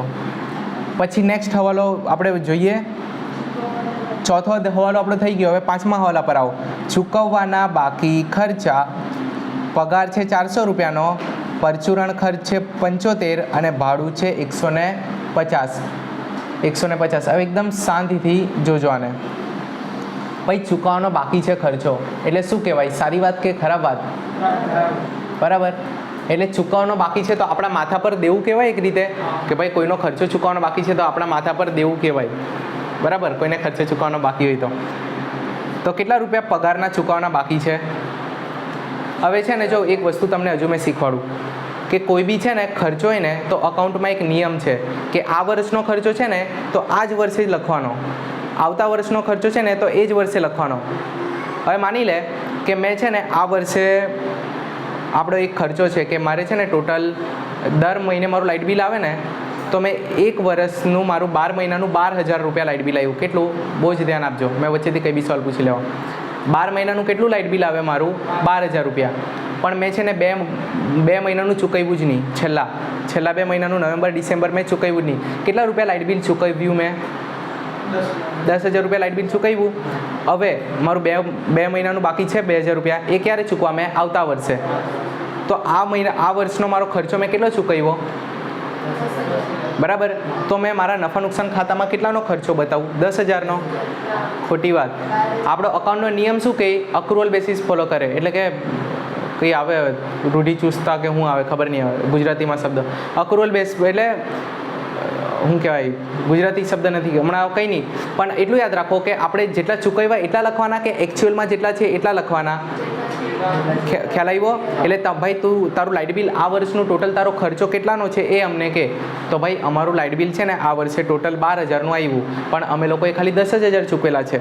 ખ્યાલ આવ્યો? તો આપણે નફા નુકસાનમાં 12,000ની એન્ટ્રી આપીશું કે 10,000ની એન્ટ્રી આપીશું? ખ્યાલ આવ્યો? એટલે આવી રીતે હંમેશા અકાઉન્ટ ફોલો કરે. અને સેમ એવી રીતે માની લો કે આ વર્ષે છે ને મને ખબર છે મારું છે ને લાઇટ બિલ દર વર્ષે 1,000 રૂપિયા આવવાનું જ છે, ફિક્સ કમસે કમ 1,000 તો આવવાનું જ છે. તો મેં કોઈ વાર એવું બની શકે કે મેં આ 12 મહિનાનું 12,000 તો આપ્યું જ, પ્લસ 2 મહિનાનું એક્સ્ટ્રા ચૂકવી દીધું, એવું બને 14,000 રૂપિયા ભરી દીધું. તો મેં ચૂકવ્યા કેટલા?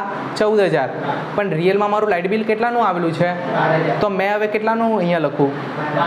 તો બી 12,000નું લખવાનું. જે ભાઈ તારા વર્ષનો જેટલો ખર્ચો છે ને એટલો જ, વધારેનો હોય કે ઓછો હોય. જો વધારે હોય તો શું કરી દેવાનું? માઇનસ. અને ઓછું જ લખેલું હોય તો શું કરી દેવાનું? પ્લસ. ખ્યાલ આવ્યો? તો સેમ એવી રીતે હવે આપણા હવાલા પર આવો. હવાલા નંબર કયો છે? 5. ચૂકવવાનો બાકી ખર્ચ પગાર. તો ભાઈ પગાર છે ને સૌથી પહેલાં તો કાચા સરવાળામાં શોધો. પગારને જેનો હવાલો આવે ને એને કાચા સરવાળામાંથી શોધી લેવાનો. પગાર કેટલો છે કાચા સરવાળામાં? સૌથી પહેલો જ જોઉં, સૌથી 10,000નો પગાર. એનો મતલબ કે આપણા ત્યાં જે લોકો કામ કરતા છે એ લોકોને આપણે આખા વર્ષમાં કેટલો રૂપિયા પગાર ચૂકવેલો છે? તો આ કાચા સરવાળાની એન્ટ્રી છે આ, તો કેટલી અસર જશે આની? તો આ મેં નફા નુકસાન ખાતામાં લખી દેવું. પગાર અંદરની સાઈડ લખું ને હમણાં, હવાલો છે એટલે કેટલા? ભાઈ 10,000નો ખર્ચો છે, પણ હવાલામાં એ લોકોએ શું કીધો કે રૂક તું 10,000 નહીં લખ, હજુ શું છે એમાં? 400 રૂપિયા પગાર ચૂકવવાનો બાકી. ચૂકવવાના બાકી છે ને, એટલે કેટલા રૂપિયા ચૂકવવાના બાકી છે? તો ટોટલ મારો ખર્ચો કેટલાનો છે આ વર્ષનો? 10,000નો કે પછી 10,000 પ્લસ 400નો? તારો ચૂકવ્યો હમણાં ચૂકવવાનો બાકી છે, પણ ખર્ચો તો આ જ વર્ષનો છે ને, તો ચૂકવવાનો બાકી હોય તો શું કરવાનું? પ્લસ. અને અગાઉથી ચૂકવેલું હોય તો માઇનસ. બાકી હોય તો કરી દો, અને અગાઉથી થઈ ગયેલું છે તો માઇનસ કરી દો. ખ્યાલ આવ્યો? તો ચૂકવવાનો પગાર તો છે જ 10,000, તો ચૂકવવાનો બાકી છે તો શું કરી દઈશું આપણે? તો પ્લસ ચૂકવવાનો બાકી પગાર કેટલો? તો ટોટલ મારો ખર્ચો કેટલાનો બતાવું મેં હવે? 10,000 પ્લસ 400, 10,000. ખ્યાલ આવ્યો? ચાલો ભાઈ, સાથે સાથે નથી કરવાનું કોઈએ, બરાબર? એકવાર આખો દાખલો થઈ જાય પછી મેં ફોટો પાડીને આપી દેવાનો, ઘરેથી એકવાર જાતે ટ્રાય કરજો, વિડીયોવાળા બી. પહેલાં એકવાર સમજી લો આખા દાખલાને. ચાલો હવે જો મેં પગારની કેટલી એન્ટ્રી આપી? 10,000ની 1, પણ હવાલામાં જે 400 રૂપિયા છે ને પગાર ચૂકવવાનો બાકી, એની કેટલી આપવી પડશે? તો એક તો અહીંયા મેં પ્લસ કરી દીધા નફા નુકસાન ખાતામાં. બીજી એન્ટ્રી ક્યાં આપું? ચૂકવવાનો બાકી પગાર. મારા માથા પર દેવું છે, બરાબર ને? મારા માથા પર શું છે? કંઈ બી ચૂકવવાનું બાકી છે તો આપણા માથા પર બોજો હોય ને, તો દેવા ક્યાં લખાય? મૂડી દેવા. અહીંયા મૂડી લખવાની જગ્યા છોડીને નીચેથી શું લખવાનું? દેવા. તો ચૂકવવાનો બાકી પગાર કેટલો? 400 રૂપિયા. ખ્યાલ આવ્યો? ચાલો સેમ હવે અહીંયા આવી જાઓ. પરચુરણ ખર્ચા કેટલા રૂપિયા ચૂકવવાના બાકી છે? તો શોધો પરચુરણ ખર્ચાને. કાચા સરવાળામાં ટીક કર્યું ને પગારને? પરચુરણ ખર્ચા મળી ગયા મને બી 750. આ બાજુની સાઈડ છે 750 રૂપિયા ટોટલ પરચુરણ ખર્ચા છે. તો ખર્ચ ક્યાં લખાય? હંમેશા નફા નુકસાન ખાતામાં. તો મેં અહીંયા લખતો છું પરચુરણ ખર્ચ કેટલો? 750 પ્લસ ચૂકવવાનો બાકી કેટલો છે? અને ચૂકવવાનું બાકી હોય તો શું કરવાનું? પ્લસ કે માઇનસ? પ્લસ. તો પ્લસ ચૂકવવાનું બાકી કેટલા? તો ટોટલ કેટલા થઈ જશે આ? 825. જો ભાઈ બરાબર છે ને? ચાલો એટલે ટોટલ ખર્ચો કેટલો છે આપણો પરચુરણ? 825. પણ આનામાંથી ડબલ એન્ટ્રી કોની થશે? પરચુરણ ખર્ચ 750 તો કાચા સરવાળામાં હતા, એની એક જ અસર. તો હવાલામાં શું હતું? ચૂકવવાનો બાકી 75, તો એની 2 અસર આપવાની ને. અહીંયા એકવાર પ્લસ કરી દીધું, અને બીજી અસર ચૂકવવાનું બાકી એટલે માથા પર દેવું, એટલે અહીંયા બીજી અસર અહીંયા ચૂકવવાનો બાકી પરચુરણ ખર્ચ કેટલો? 75. ખ્યાલ આવ્યો? ચાલો પછી ભાડાપટ્ટાનું મકાન 4 વર્ષ માટે. ઓહો, આજે બધા હેવી જ પ્લેયર આવેલા છે. પહેલા જ દિવસે આપી દીધું ભાડાપટ્ટાનું મકાન. હવે આ ભાડાપટ્ટાનું મકાન એવી વસ્તુ છે ને કે મારે એકદમ શાંતિથી પહેલાં તો 5 મિનિટ લઈને સમજાવવું પડશે અને પછી આપણે આનો હવાલો કરીશું. ભાડું બાકી કંઈ નહીં, પહેલાં ભાડું પતાવી કાઢીએ અને પછી ભાડાપટ્ટાનું મકાન. ભાડામાં કેટલું બાકી છે જો તો 150. તો ભાડાને પહેલાં તો શોધી લાવો. કેટલું ભાડું ચૂકવવાનું છે આપણે ટોટલ? કાચા સરનામાં આપ્યું હશે ને ભાડું અને વેરા. પણ સમર્થભાઈ આનામાં શું લખેલું છે? ભાડું અને વેરા 7000. તો ભાડું સમજીએ કે વેરા સમજીએ? જે પહેલો શબ્દ આપેલો હોય ને તે જ સમજવાનો. ભાડું અને વેરા એટલે શું છે? ભાડું જ છે. કેટલું? 7000. આપણો ખર્ચો છે, ઘર ભાડું ભરીએ, દુકાન ભાડું ભરીએ, એવી રીતે આ એક ભાડું છે ને. તો અહીંયા મેં શું લખી દેવું? ભાડું અને વેરા કેટલા છે? 7000. અને આપણને હવાલામાં શું કીધું છે? ચૂકવવાનું બાકી. કેટલું ચૂકવવાનું બાકી છે? 150 રૂપિયા. તો ચૂકવવાનું બાકી હોય તો શું કરવાનું? પ્લસ કે માઇનસ? ભાઈ નથી ચૂકવ્યું તો પ્લસ કરે ને, બરાબર? પ્લસ ચૂકવવાનું બાકી કેટલા? 100. તો ટોટલ ખર્ચો 7100. ક્લિયર? હવે આની બીજી અસર ક્યાં આપવાની? દેવા બાજુ. ચૂકવવાનું બાકી ભાડું કેટલું? 150. ખ્યાલ આવ્યો? ભાડાપટ્ટાના મકાનને આપણે પછી જોઈશું. આ છઠ્ઠો હવાલો પહેલાં પતાવી લઈએ, હા ને? ચાલો. યશવીની લોન પર યોગ્ય વ્યાજ વસૂલવાનું બાકી છે. હવે યશવી એટલે કોણ છે? ચૂકવવાનું બાકી છે, બરાબર? યશવી કોણ છે? છોકરી છે એવું નહીં કહેતા. યશવી આપણી પાર્ટનર છે કે કોઈ બહારની વ્યક્તિ છે? આપણા ઘરનો કોઈ માણસ છે કે બહારનો માણસ છે? પણ પેલી ઘરનો માણસ એટલે કોણ? ઘરનો એટલે આપણી દુકાનમાં જે લોકો પાર્ટનર હોય ને, જેમ કે આપણું ગણેશ સ્ટોર્સ છે, કોણ કોણ પાર્ટનર છે? રિદ્ધિ અને સિદ્ધિ. તો રિદ્ધિ સિદ્ધિ આપણા ઘરના લોકો કહેવાય, બાકીના બધા બહારના. તો યશવી નામની એક છોકરી છે, એની પાસેથી આપણે લોન લીધેલી છે અને આ લોકો હવાલામાં એવું કહેતા છે કે યોગ્ય વ્યાજ ચૂકવવાનું બાકી છે. એટલે આપણે યશવીને કીધું, યશવી અમને લોન આપને થોડા પૈસાની. આપણે એની પાસેથી ઉધાર પૈસા લાવ્યા અને હવે આપણે શું કરવાનું છે? એને વ્યાજ ચૂકવવાનું છે. તો ટોટલ મને કહ્યું યશવીની લોન કેટલી છે? કશે દેખાતી છે તમને? 15000ની. હવે ખાસ ધ્યાન આપજો, ગણતરી કરીશું આપણે, બરાબર? અને જ્યારે બી કાઉન્ટ્સ આપેલો હોય ને એટલે અલર્ટ થઈ જવાનું થોડું. એ છુપા હવાલા કહેવાય બધા, બરાબર? તો ટોટલ યશવી પાસેથી આપણે કેટલાની લોન લીધી છે જો તો? હે? યશવીની લોન કેટલાની છે? ઓહો. હવે કેટલા ટકા વ્યાજ છે? 8%. એટલે 8% આખા વર્ષનું વ્યાજ છે ને? ઉપર ધ્યાન કોઈએ કંઈ નથી કરવાનું જ્યાર સુધી મેં આખું સમજાવી નહીં દેવું. 8% વ્યાજ એટલે શું? મને કોઈ સમજાવશે? એટલે યશવી તું મને 15000 રૂપિયા આપ્યા ને, તો મેં એક વર્ષ તારું 15000 વાપરા ને, તો બદલામાં તને આવતા વર્ષે કેટલા રૂપિયા વ્યાજ ચૂકવા? વર્ષ પતે ત્યારે 8%, બરાબર? જ્યાર સુધી મેં તારા 15000 રૂપિયા પાછા નહીં આપી દઉં ને, ત્યાર સુધી દર વર્ષે મેં તને એના કેટલા ટકા વ્યાજ આપીશ? 8%. એટલે આખા વર્ષના 8%. ખ્યાલ આવ્યો? ચાલો. અને આપણે એની પાસેથી ક્યારે લીધેલી લોન? 1 તારીખ 10મો મહિનો 2017. પણ સમર્થભાઈ આ તારીખ કેમ આપી છે? મહિના ગણવા માટે. ખ્યાલ આવ્યો? તો આપણું વર્ષ ક્યારે પતતું છે જો. અને હા, એક વસ્તુ હજુ, આ કાચું સરવૈયું છે ને, આનામાં શું કીધું છે? ભાગીદારી પેઢીનું ઉપર ધ્યાન પૃથ્વી. ઉપર ધ્યાન. હવે મેં નહીં કહેવા, મારો ફ્લો આખો બગાડ નહીં. આ કાચું સરવૈયું ક્યારનું આપેલું છે? રિદ્ધિ અને સિદ્ધિની ભાગીદારી પેઢીનું તારીખ 31/3/2018ના રોજનું કાચું સરવૈયું. મને એક વસ્તુ કહું, કાચું સરવૈયું આપણે ક્યારે બનાવીએ? આ કાચું સરવૈયું ક્યારે બને? જો રોજે આમનોંધ લખાય, કાં તો દર અઠવાડિયે, પછી દર મહિને ખાતા બને, ખતવણી બને, અને દર મહિનાના ખાતા જોઈને વર્ષના છેલ્લા દિવસે આપણે શું બનાવીએ? કાચું સરવૈયું. અને એ કાચા સરવૈયા પરથી આપણે શું બનાવી લઈએ છેલ્લા દિવસે? તો કાચું સરવૈયું ક્યારે બનાવે એ લોકો? વર્ષના છેલ્લા દિવસે, બરાબર? અને આપણું વર્ષ ક્યારે પતતું છે? 31/3/2018ના રોજ, બરાબર? હવે એક વસ્તુ બહુ ધ્યાન આપવા જેવી છે. આપણા કોમર્સમાં વર્ષ ક્યારે ચાલુ થાય? જાન્યુઆરીની 1લી તારીખે અને પતે ક્યારે? 31 ડિસેમ્બરે. આપણું વર્ષ ક્યારે ચાલુ થાય? 1 એપ્રિલ 2000 જે હોય તે, અને આવતા વર્ષની 31 માર્ચે પતે. એટલે અધકચરું અડધું અહીંયા અને અડધું અહીંયા, એટલે એક આખું વર્ષ નહીં, 2018 આખું નહીં, થોડુંક 2018માં અને થોડુંક 2019માં, થોડુંક 2014માં, થોડુંક 2015માં, એટલે 2 વર્ષમાં અડધું અડધું હોય ને આપણું વર્ષ. તો આપણું વર્ષ પતતું ક્યારે છે જો તો 31 માર્ચ 2018. તો એનો મતલબ કે આપણું વર્ષ ચાલુ ક્યારે થયેલું? સરસ, 2017માં સ્ટાર્ટ થયેલું. જોજો હે, બહુ જ ધ્યાન આપજો આનામાં ખાસ.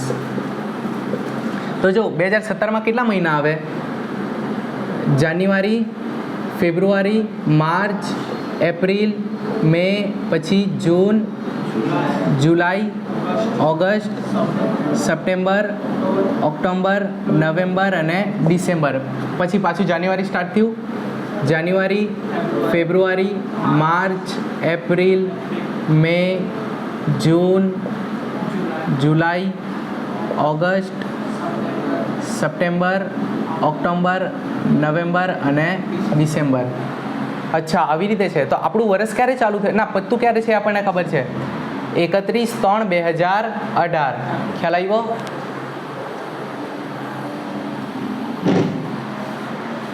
ત્રીજો મહિનો 31/3/2018. એનો મતલબ કે માર્ચ મહિનો છે ને, એના શરૂઆતમાં કે અંતમાં અહીંયા પૈતું આપણું, એટલે 1, 2 ને 3 અહીંયા. તો એનો મતલબ ચાલુ ક્યારે થયેલું?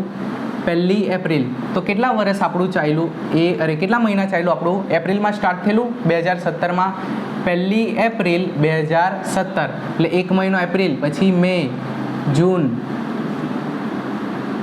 જુલાઈ, August, September, October, November, December, January, February અને ટોટલ 12 મહિના ચાલ્યું આપણું.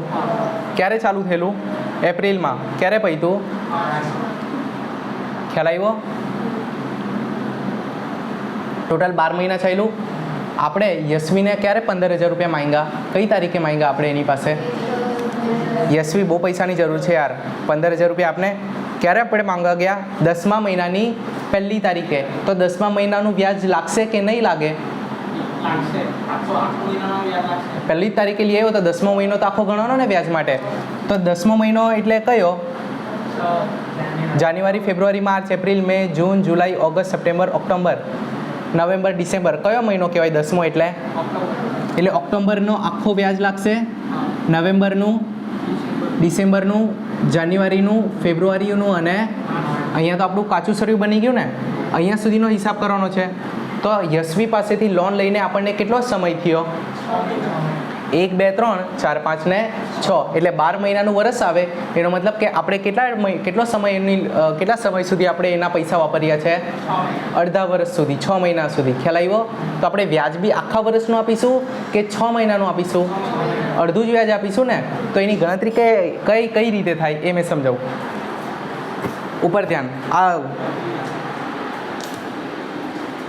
આનામાં ખ્યાલ આવ્યો હોય? આપણે મહિનામાં આ મહિના શીખી નાખો. હવે ઉતારો હોય ને તો વિડીયો પોઝ કરીને લખજો. આ વિડીયો બહુ કામ લાગશે તમને. જો નહીં બી સમજ પડે ને, પાછું રિવાઇન્ડ કરી લેજો, પાછું જોઈ લેજો. બીજા કોઈ ચેપ્ટરમાં એટલા વિડીયો કામ લાગે કે નહીં લાગે, પણ વાર્ષિક હિસાબમાં તમને આ વિડીયો બહુ કામ લાગવાના છે. આ મેં શીખતો છું, બરાબર?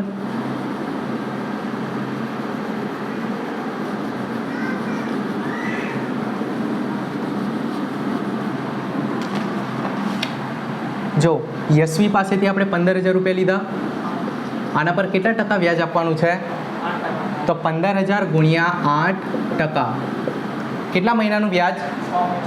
12માંથી 6 મહિનાનું વ્યાજ. તો ગુણ્યા 6/12. આ વસ્તુ આપણે ચેપ્ટર નંબર 1માં ઓલરેડી શીખી ગયા છે કે 6 મહિનાનું વ્યાજ કેવી રીતે આપવાનું. તો 15,000ના 8% ગુણ્યા 6/12 કેટલા થાય?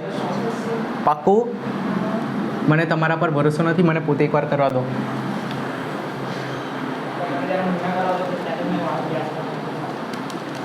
$15,000 ગુણ્યા 8% છે ને, 8% ગુણ્યા 6/12 આવી ગયા ને 600. તો ભાઈ કેટલા રૂપિયા આપણે વ્યાજ ચૂકવવાનું છે યશવીને? કે હે યશવી, અમે તારા 6 મહિના પૈસા વાપર્યા 15,000 રૂપિયા, તો બદલામાં અમે તને કેટલા રૂપિયા આપીશું વ્યાજ? 600 રૂપિયા, બરાબર? 6 મહિનાના. તો યશવીને વ્યાજ છે તે આપણે ચૂકવી દીધું છે. ચૂકવી દીધું છે, બાકી છે ને ઓબ્વિયસલી. જોને હવાલામાં કીધું કે યશવીને લોન પર યોગ્ય વ્યાજ ચૂકવવાનું બાકી છે, ચૂકવવાનું બાકી, માથા પર દેવું. કઈ બી વસ્તુ ચૂકવવાનું બાકી હોય પણ માથા પર શું કહેવાય?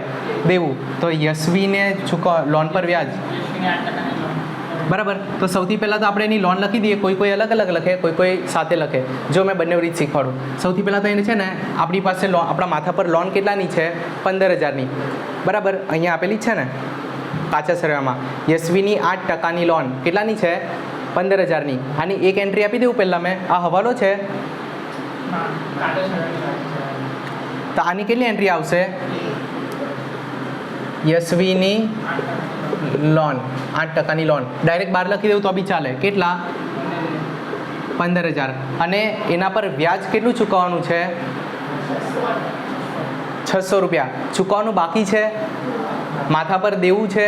તો એની નીચે લોન પર વ્યાજ બી લખી દેવું. યશવીની લોન પર વ્યાજ. આ તો આખું જ લખીએ આપણે. યશવીની લોન પર ચૂકવવાનું બાકી વ્યાજ કેટલું? ખ્યાલ આવ્યો? હવે યશવીની લોનની કેટલી એન્ટ્રી આપું મેં? આ 15,000ની એક કે બે? કારણ કે કાચા સરવાળામાંથી લીધું. પણ આ ચૂકવવાનું બાકી વ્યાજ છે 600 રૂપિયા. આ ક્યાંથી આપણે શોધ્યું? હવાલામાંથી. તો આ લોન પર વ્યાજ છે ને 600. આની બીજી અસર આપવી પડશે હજુ. લોન પર વ્યાજ આપણી માટે શું છે? ખર્ચો છે. ખર્ચો ક્યાં લખાય? ઘરની વ્યક્તિ છે ને એ તો. હા, યશવી બહારની છે, રિદ્ધિ અને સીધી જ ઘરના વ્યક્તિ છે. તો લોન પર વ્યાજ આપણી માટે શું કહેવાય? ખર્ચ કહેવાય. તો ખર્ચ અહીંયા લખું મેં. અહીંયા જગ્યા નથી તો અહીંયા લખતો છું. આ અને આ એક જ છે એટલે આ અહીંયાથી પતી ગયું ને તો અહીંયા કન્ટિન્યુ થઈ ગયું. નફા નુકસાન ખાતું જ છે આ. તો અહીંયા લોન પર વ્યાજ ખર્ચા બાજુ લખી દઉં મેં. આખું જ લખું, પાછા ગૂંચવાઈ જશો. યશવીની લોન પર વ્યાજ.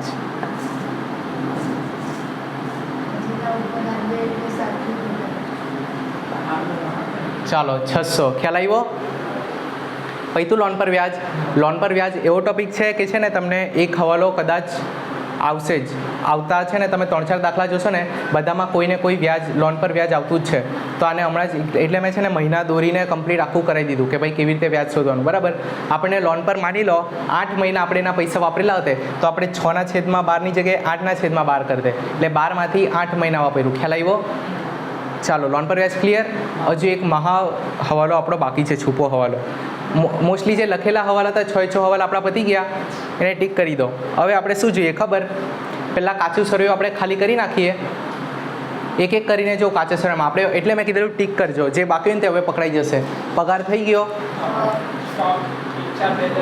મૂડી બી પતી ગઈ, રીતિ સીધી. દેવાદાર લેણદાર થઈ ગયા. લેણદાર બાકી ને ભાઈઓ, નહીં ચાલે. લેણદારને નહીં ભૂલો. દેવાદાર કઈ બાજુ આવેલા? ઉધાર બાજુ. આ તો જમા સાઈડ આવે ને, આ જમા સાઈડ આવે ને. આ પાકું સરવૈયું છે, બરાબર. આ ઉધાર સાઈડ દેવાદાર આવ્યા તો લેણદાર કઈ સાઈડ આવશે? જમા. એ જવાબદારી કહેવાય ને. લેણદારો કેટલા? 35,000. ખ્યાલ આવ્યો? આ મેં નીચેની ગણતરી છેકી નાખું, જગ્યા નથી. આ ગણતરી છેકતો છું મેં.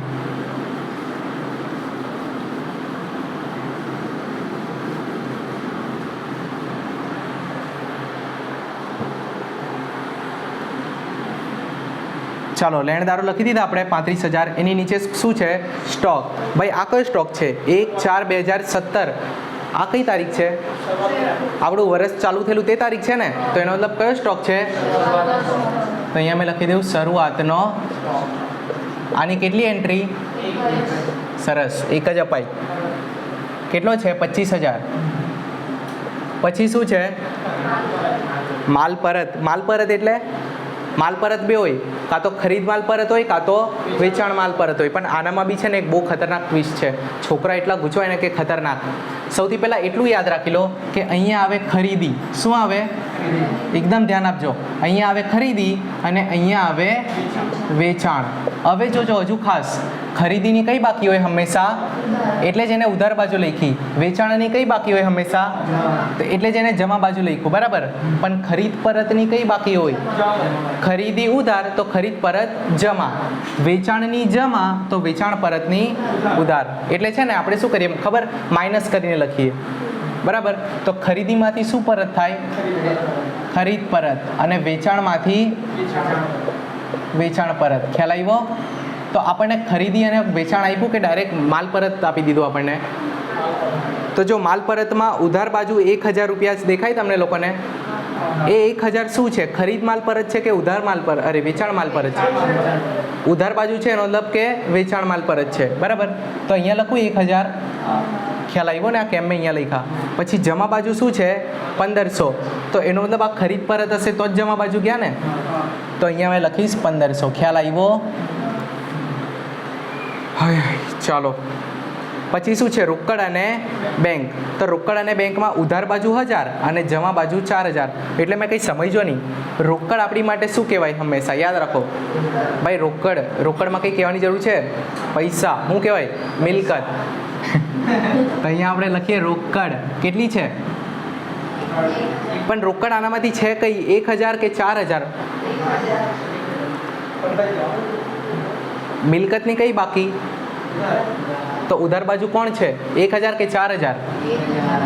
તો આપણે લખીશું 1000. તો બેંક કેમ જમા બાજુ છે, તો એનો મતલબ બેંક એટલે બેંક ઓવરડ્રાફ્ટ છે, માથા પર દેવું. બેંક એટલે શું, બેંક ઓવરડ્રાફ્ટ, અને માથા પર દેવું કહેવાય ને. તો દેવાની કઈ બાકી હંમેશા, દેવાની કઈ બાકી, જમા. તો એટલે બેંક જે 4000 છે તે શું છે, બેંક એટલે બેંક ઓવરડ્રાફ્ટ. તો અહીંયા લખી દો બેંક ઓવરડ્રાફ્ટ, કાં તો ખાલી બેંક લખો, કાઉન્સમાં લખી દો બેંક ઓવરડ્રાફ્ટ.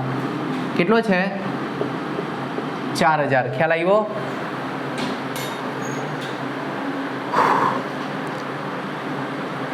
ચાલો, ખ્યાલ આવ્યો આનામાં? હા કે ના બી નહીં બોલતા, એટલા ઢીલા થઈ ગયા. થોડુંક જ હવે, બસ 5 મિનિટ. બેંક ઓવરડ્રાફ્ટ ખ્યાલ આવ્યો ને? હવે એની નીચે કોણ છે, રોકડ અને બેંક પતી ગઈ. હુંડીઓ. હુંડી એટલે કોણ, તો આનામાં છે ને એક મસ્ત ગોખાઈ કાઢું, સિમ્પલ. મૂડી દેવા, મિલકત લેણા. દેવા બાજુ દેવી હુંડી, લેણા બાજુ લેણી હુંડી, બરાબર. તો દેવાની નીચે મેં શું લખી, દેવા દેવી હુંડી, અને અહીંયા લેણા બાજુ હુંડી. હવે મને એક વસ્તુ કહું, કઈ બાજુ ઉધાર રકમ ને કઈ બાજુ જમા રકમ? તો એક વસ્તુ યાદ રાખવાની, આ શું છે, આ શું છે, પાકું સરવાળામાં આ બાજુ શું હોય, આ બાજુ શું હોય? તો અહીંયા ઉધાર રકમ લખી દો ને અહીંયા જમા રકમ લખી દો. ખ્યાલ આવ્યો? તો હુંડીઓમાં ઉધાર રકમ કેટલી છે, 7000. તો મેં અહીંયા લખી દઉં. ખ્યાલ આવ્યો? અને 8000 એટલે આ બાજુ. ખ્યાલ આવ્યો?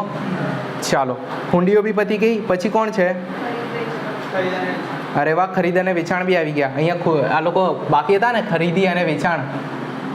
અહીંયા ખાલી હતું ને એ લોકોનું ખાનું, ખરીદી અને વેચાણ ફિક્સ જ છે એ લોકોની જગ્યા. ખરીદી એટલે કઈ બાકી, ઉધાર કે જમા? તો ઉધાર બાજુ છે ખરીદી. કેટલાની ખરીદી કરી આપણે, 70000નો માલ ખરીદ્યો, અને એમાંથી 1500નો તો આપણે રિટર્ન કરી દીધેલો. જો, અને કેટલાનું છે વેચાણ, 1,30,000ના કપડાં વેચ્યા આપણે, અને એમાંથી લોકો 1000ના કપડાં તો આપણને પરત આપી ગયા, બરાબર. પછી શું આપેલું છે આપણને, ના, ખરીદ અને વેચાણની નીચે વટાવ એટલે શું હોય? મને તો વટાવ શબ્દ જ મેં પહેલી વાર, ભાઈ વટાવ એટલે ડિસ્કાઉન્ટ. ડિસ્કાઉન્ટમાં બે હોય. મેં મારા ગ્રાહકને જો કોઈ વટાવ આપું તો મને તો ખોટ જતી રહે ને, તો એ કહેવાય આપેલ વટાવ. આપેલ વટાવ એટલે શું કહેવાય આપણી માટે, ખર્ચ. અને જો આપણો વેપારી આપણને ડિસ્કાઉન્ટ આપી દે તો આપણને શું થઈ ગયો, મળેલ વટાવ. એટલે આપણને ફાયદો થઈ જાય. આપેલ વટાવ ખર્ચો, મળેલ વટાવ આવક. આવકની કઈ બાકી, ખર્ચાની ઉધાર. ખ્યાલ આવ્યો? તો નફા નુકસાન ખાતામાં જઈશું આપણે. નફા નુકસાન ખાતું અહીંયા તો પતી ગયું, અહીંયા જ લખી દઈએ. અહીંયા લખીશું કયો, આપેલ કે મળેલ, આપેલ વટાવ. ઉધાર બાકી કેટલી છે ભાઈ, જો તો વટાવમાં 200 રૂપિયા, તો 200. પછી વટાવમાં જમા બાકી કેટલી છે, તો મળેલ વટાવ કેટલો, 150. આ મળેલ વટાવ છે ને અહીંયા લખો હોય ને તો બી ચાલે, ખરેખર તો એક જ લાઈન છે. ખ્યાલ આવ્યો? એ ગુચવાઓ નહીં એટલે મેં તા લખેલો છે. વટાવ પછી તો હવે ગલખાદ અને ગલખાદ અનામત તો પતી ગયું ને. યંત્ર ઘસારો બી પતી ગયો. યંત્રમાં હજુ એકવાર યાદ અપાઈ દેવું, જો હવાલામાં બી ઘસારો આપેલો હોય અને કાચા સરવાળામાં બી ઘસારો આપેલો હોય તો આપણે શું કરવાનું? એમાં જે કાચા સરવાનો ઘસારો છે ને એને યંત્રમાં જ પ્લસ કરી નાખો અને ખાલી કયા ઘસારાને આપણે મહત્ત્વ આપવાનું? હવાલાના ઘસારાને. ખ્યાલ આવ્યો? ચાલો પછી ફર્નિચર છે આપણી પાસે. ફર્નિચરનું થઈ ગયું, પરચુરણ ખર્ચા થઈ ગયા અહીંયા છે ને. પછી ભાડાપટ્ટાનું મકાન, હા આ એક નવો મેમ્બર છે, આનામાં તમે લોકો ગૂંચવાઈ જશો. ભાડાપટ્ટાનું મકાન એકદમ ધ્યાન આપજો. પહેલી વાર તમે ધોરણ 12માં 11માં મેં ભણાવેલું છે પણ ઘણા બધાને નહીં ખબર હોય એટલે હમણાં ધ્યાન આપી દો. ભાડાપટ્ટાનું મકાન એટલે શું સિસ્ટમ છે આનામાં? તો ભાડાપટ્ટાઓ છે ને ક્યાંથી સ્ટાર્ટ થયો ખબર? સૌથી પહેલાં મને જેમ સૌથી સારું સમજાવતા આવડે એ સમજાવી દઉં. સૌથી પહેલાં ભાડાપટ્ટા પર કેવી રીતે આપે કોઈ વસ્તુને? તો ખબર કોઈ તમે ખીણ જોયેલી છે? પેલું માઇનિંગ કરે, પેલું ખાણ આવે તે કોલસાની ખાણ, સોનાની ખાણ આવે, માર્બલ નીકળે અંદરથી. આપણા રસોડામાં જે માર્બલ લાગેલો હોય ને, મોટી મોટી ખીણ હોય, એ ખાણો છે ને સરકાર પાસે બહુ બધી ખાણો પડેલી હોય, બહુ બધી જમીન પડેલી હોય. તો સરકાર છે ને જેટલી બી એવી કંપની ને જે લોકો પાસે બુલડોઝર હોય, બધું સામાન હોય કાઢવાનું, એ લોકોને શું કરે? ઓફર આપે કે ભાઈ જેને છે ને જોઈએ ને આ ખાણ અમુક વર્ષ માટે, એ લોકો બોલી લગાવો, અમે એને આપીશું. તો માની લો કે કોઈ જણ છે ને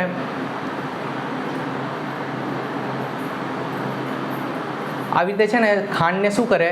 લીઝ પર આપે. એનો મતલબ કે આ ખાંડને છે ને અમે છે ને કોઈ કંપની આવી કે સરકાર તમારી પાસે આટલી બધી મસ્ત જમીન પડેલી છે, અંદરથી આટલો બધો કોલસો નીકળતો છે, તમારી પાસે તો સામાન બી નથી, તમે લોકો કે કાં ત્યાં ખર્ચો કરવાના, કાં મજૂર શોધવાના, કાં બુલડોઝર શોધવાના, કાં ટ્રકો શોધવાના, તમારું એક્સપર્ટ કામ બી નથી તમારું. તો એક કામ કરો, મેં એ કામમાં એક્સપર્ટ છું, એક ખાણ મને આપી દો, બદલામાં મેં તમને છે ને આટલા રૂપિયા આપી દઉં, એક ખાણ મને વેચી કાઢો. તો સરકાર એને હંમેશા માટે આપી દેશે એ ખાણ? ના. સરકાર શું કહે? એક કામ કર, મેં છે ને તને 10 વર્ષ સુધી આ ખાંડને વાપરવા માટે આપું, તારથી જેટલું કડાય એટલું કાઢી લેજા. શું કહે એને? 10 વર્ષ સુધી મેં આ ખાણ તને આપી દઉં. ખ્યાલ આવ્યો? તો સરકારે શું કર્યું? એની પાસેથી કરોડ કે એવા કઈ રૂપિયા લઈ લીધા, 10 વર્ષના 10 કરોડ રૂપિયા લીધા. કેટલા? અને બદલામાં કીધું કે 10 વર્ષ માટે આ ખાણ પર હવે તારો કબજો. કોનો? પેલા કંપનીને કીધું કે હે કંપની, આનામાંથી કોલસો કાઢવાનો છે ને તારે, તો આ ખાણ મેં તને સોંપી દીધી, જા 10 વર્ષ માટે, બદલામાં તું મને કેટલા આપી દે? 10 કરોડ. તો આ હું જન્મો સુધી, યુગો સુધી આ ખાણ એના નામ પર થઈ ગઈ. ખાલી કેટલા સમય માટે એને આપી? 10 વર્ષ માટે આપી ને, અને બદલામાં 10 કરોડ રૂપિયા લઈ લીધા. એટલે દર વર્ષે કેટલા કરોડ એને ભાડું પડશે? એક રીતે એને ભાડા પર જ આપેલી કહેવાય ને. એટલું કે ભાડું બધું એક સામટું પહેલાં જ લઈ લીધું. એટલે 10 વર્ષ માટે વેચેલું એવું બી કહેવાય, કાં તો 10 વર્ષ માટે ભાડે આપેલું છે એવું બી કહેવાય. તો એના માટે એને કોમર્સની ભાષામાં શું કહેવાય?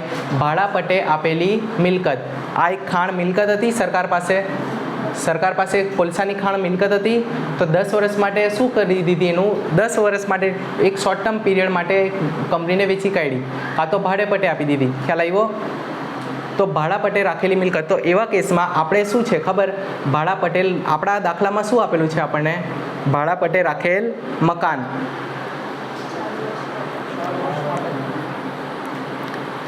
ભાડાપટ્ટાનું મકાન કેટલાનું છે?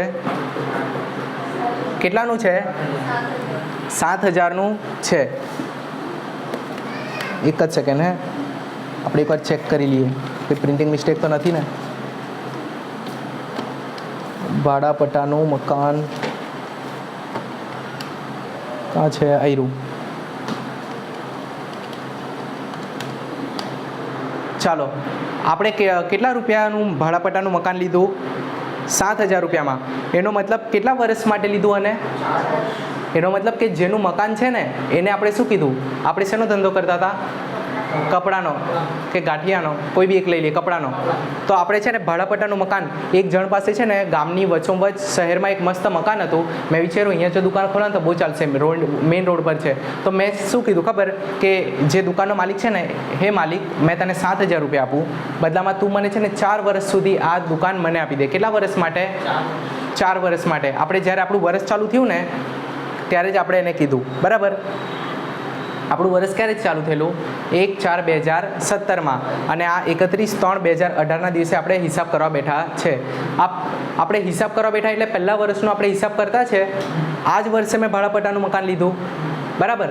આ વર્ષે લીધું એનો મતલબ કે મારી પાસે કેટલા વર્ષ માટે એ મિલકત મારી પાસે કેટલા વર્ષ માટે હતી, એમાંથી કેટલાનું મેં વાપરી કાઢ્યું? ખ્યાલ આવ્યો?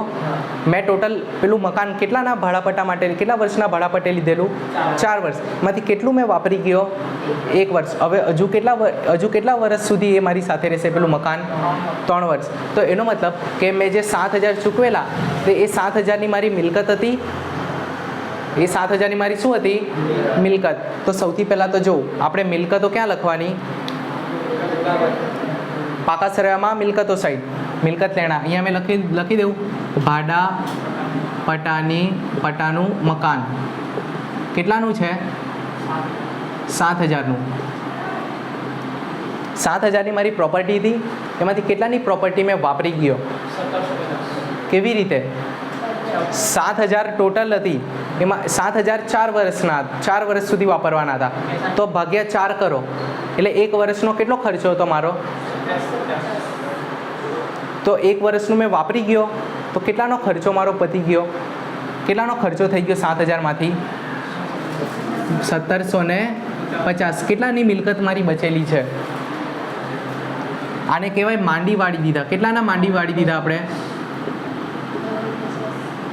અહીંયા કેટલા બચ્યા? 52,50. ભાઈ બરાબર છે કે? મને વિશ્વાસ નથી. બરાબર છે. ટોટલ મારી મિલકત કેટલાની હતી? 7,000ની. એમાંથી 1 વર્ષનું મેં વાપરી કાઢ્યું ભાડાપટ્ટે, બરાબર. 1,750નું મેં ખર્ચી નાખ્યું. કેટલાની પ્રોપર્ટી હજુ છે મારી પાસે બચેલી? એટલે કે 1,750નું મેં માંડી વાળી નાખ્યું એટલે હજુ 52,50નું સ્ટીલ મારી પાસે મિલકત છે એમ કહેવાય. ખ્યાલ આવ્યો? ભાડાપટ્ટો બહુ કોમ્પ્લેક્સ વસ્તુ છે, બધાને નહીં સમજ પડે. આ વસ્તુ તમને ખબર પડી? ચાલો હવે ભાડાપટ્ટામાંથી જે 1,750નું મેં વાપરી નાખ્યું તે શું કહેવાય? ખર્ચ કહેવાય? નુકસાન કહેવાય? ખર્ચી નાખ્યું ને મેં. તો અને એક વસ્તુ મને એક છે ને ઘણાના મનમાં પ્રશ્ન આવશે કે સમર્થભાઈ એક સિમ્પલ વસ્તુ મેં તમને પૂછું, તમે 7,000 રૂપિયા પહેલાંને આપી દીધા. સિમ્પલ વસ્તુ, તમે પહેલાંને પેલું મકાન 4 વર્ષ સુધી વાપરવા માટે 7,000 રૂપિયા આપ્યા ને તો ડાયરેક્ટ 7,000 રૂપિયા ખર્ચો બતાવી દો ને કે ભાડું આપી દીધું 7,000 રૂપિયા. કેમ નહીં ચાલે આ? તો મેં પહેલાં જ સમજાવ્યું, આપણા કોમર્સનો નિયમ છે આ વર્ષનો ખર્ચો છે ને તે આ જ વર્ષે લખવાનો. તો 7,000 શું આ બિચારા 2017નો જ એકલાનો વર્ષનો ખર્ચો હતો 7,000. થોડોક આ વર્ષનો, થોડોક બીજા વર્ષનો, થોડોક ત્રીજા વર્ષનો અને થોડોક ચોથા વર્ષનો. તો બધો ખર્ચો કંઈ આ જ વર્ષનો છે. આ વર્ષનો ખર્ચ ખાલી કેટલો છે? ચોથા ભાગનો, એટલે કે 1,750નો જે આપણે ખર્ચ કર્યો. અને બાકીની શું છે? આપણી મિલકત છે જે આવતા વર્ષે આપણે અગાઉથી ચૂકવી દીધા છે. ખ્યાલ આવ્યો? ક્લિયર થયું? તો આ વર્ષે જો માંડી વાળેલું છે ને 1,750 આપણો ખર્ચો થઈ ગયો ને, તો મેં નફા નુકસાન ખાતાની ઉધાર બાજુ લખતો છું માંડી વાળેલ ભાડાપટ્ટાનું મકાન. ખ્યાલ આવ્યો? કેમ કે છૂપો હવાલો કહેવાય. જ્યારે બી કાઉન્સ આપે ને એને શું કહેવાય? છૂપો હવાલો. તો છૂપા હવાલાની કેટલી એન્ટ્રી અપાય? હંમેશા હવાલાની 2 જ એન્ટ્રી અપાય. તો જ્યારે બી કાઉન્સ આપે ને એટલે અલર્ટ થઈ જાવ. એને શું કહેવાય? છૂપા હવાલા. ચાલો માંડી વાળેલ ભાડાપટ્ટાનું મકાન કેટલાનું માંડી વાળ્યું આપણે? 1,750નું. ફાઇનલી બધા હવાલા પૈસા બધી એન્ટ્રી આપણે આપી દીધી. હવે જો કોણ કોણ બચેલું છે ફટાફટ કહેજો.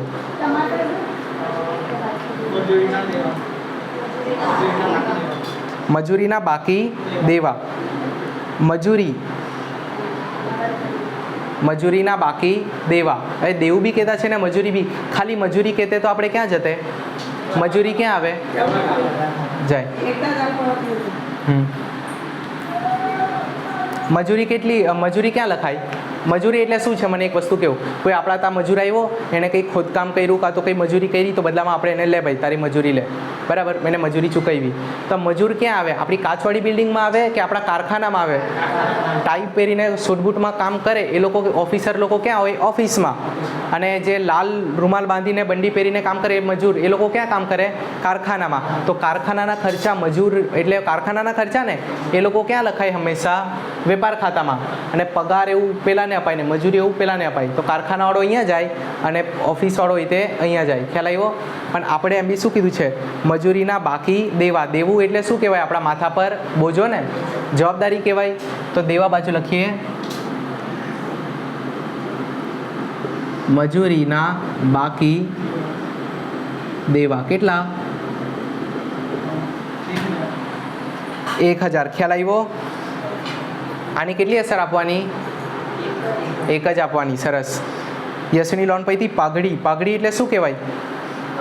આપણે ઓલરેડી હમણાં જ ચેપ્ટર આખું શીખી ગયા. પાઘડી એટલે શું ખબર? પેલી એક લાઇનમાં 10 દુકાનો હતી, એક જણ પાસે પોતાનું નામ હતું, એક બ્રાન્ડ બનાવેલી હોય, બરાબર? બ્રાન્ડ વેલ્યુને શું કહેવાય? પાઘડી.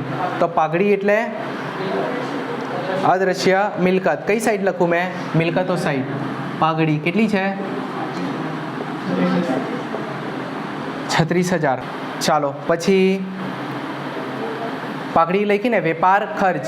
વેપાર ખર્ચ એટલે વેપાર ખાતામાં લખું ને? વેપાર ખર્ચ છે ને?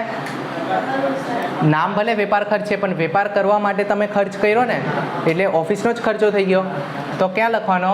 નફા નુકસાન ખાતામાં. વેપાર ખર્ચ કેટલો? 1250. ભાડું અને વેરા થઈ ગયું. હવે છે આવક માલ ગાળા ભાડું. હવે હજુ એકવાર થોડુંક જ છે, હવે થોડુંક હજુ સન કરી લો. આનામાં શું લખેલું છે? આવક માલ ગાળા ભાડું. આ ગાળા ભાડું છે ને બે ટાઈપનું હોય. એક કોઈ આવક માલ ગાળા ભાડું, એક કોઈ જાવક માલ ગાળા ભાડું. તો આવક માલ ગાળા ભાડું તે ઉપર લખવાનું, જાવક માલ ગાળા ભાડું હોય તે આવક હોય તો વેપાર ખાતામાં, જાવક માલ ગાળા ભાડું હોય તો. હવે અમે એને શોર્ટમાં શું કહીએ? આમાં ગાભા. શું કહેવાનું? આવક માલ ગાળા ભાડું. આમાં ગાભા. આવક માલ ગાળા ભાડું કેટલું છે? 300. ખ્યાલ આવ્યો? ચાલો પછી શું છે? બેંક વ્યાજ. બેંકને વ્યાજ ચૂકવવી એટલે શું કહેવાય? આપણા માથા પર દેવું. તો અહીંયા બેંક વ્યાજ લખી દેવું. હા એટલે બેંક એક મિનિટ, સોરી, માથા પર દેવું નહીં કહેવાય. હવે મને પાણી પીવું પડે. બેંક વ્યાજ આપણી માટે શું કહેવાય? બેંકને આપણે કોઈ વ્યાજ ચૂકવીએ આપણી માટે શું કહેવાય? ખર્ચ. ખર્ચ ક્યાં લખવાનો? અહીંયા. બેંક વ્યાજ કેટલું લખું મેં? 100. પછી એક કામ કરો, અહીંયા જગ્યા નથી. બેંક વ્યાજ અહીંયા આપણી પાસે જગ્યા છે તો અહીંયા લખી દેવું. અહીંયા જગ્યા છે ને ઉધાર બાજુ. બેંક વ્યાજ કેટલું? 100. વીમા પ્રીમિયમ. વીમા પ્રીમિયમ એટલે શું આવે? આપણે વીમા પ્રીમિયમ દર મહિને ચૂકવીએ, આપણી માટે ખર્ચો છે. અહીંયા જગ્યા છે, લખી દેવું. વીમા પ્રીમિયમ કેટલું? 400. પછી શું આપેલું છે? મજૂરી. મજૂરી ક્યાં જાય? મજૂરી ચૂકવવી કારખાનામાં ચૂકવીએ કે ઓફિસમાં? તો કારખાનાના ખર્ચા ક્યાં આવે? વેપાર ખાતા. તો અહીંયા આવશે મજૂરી. મજૂરી કેટલી છે? 15,000. બહુ બધી ચૂકવી દીધી ને? હોય કંઈ જરૂર નથી. અગાઉથી ચૂકવેલો વીમો. ના, માઇનસ તો કરવો પડશે.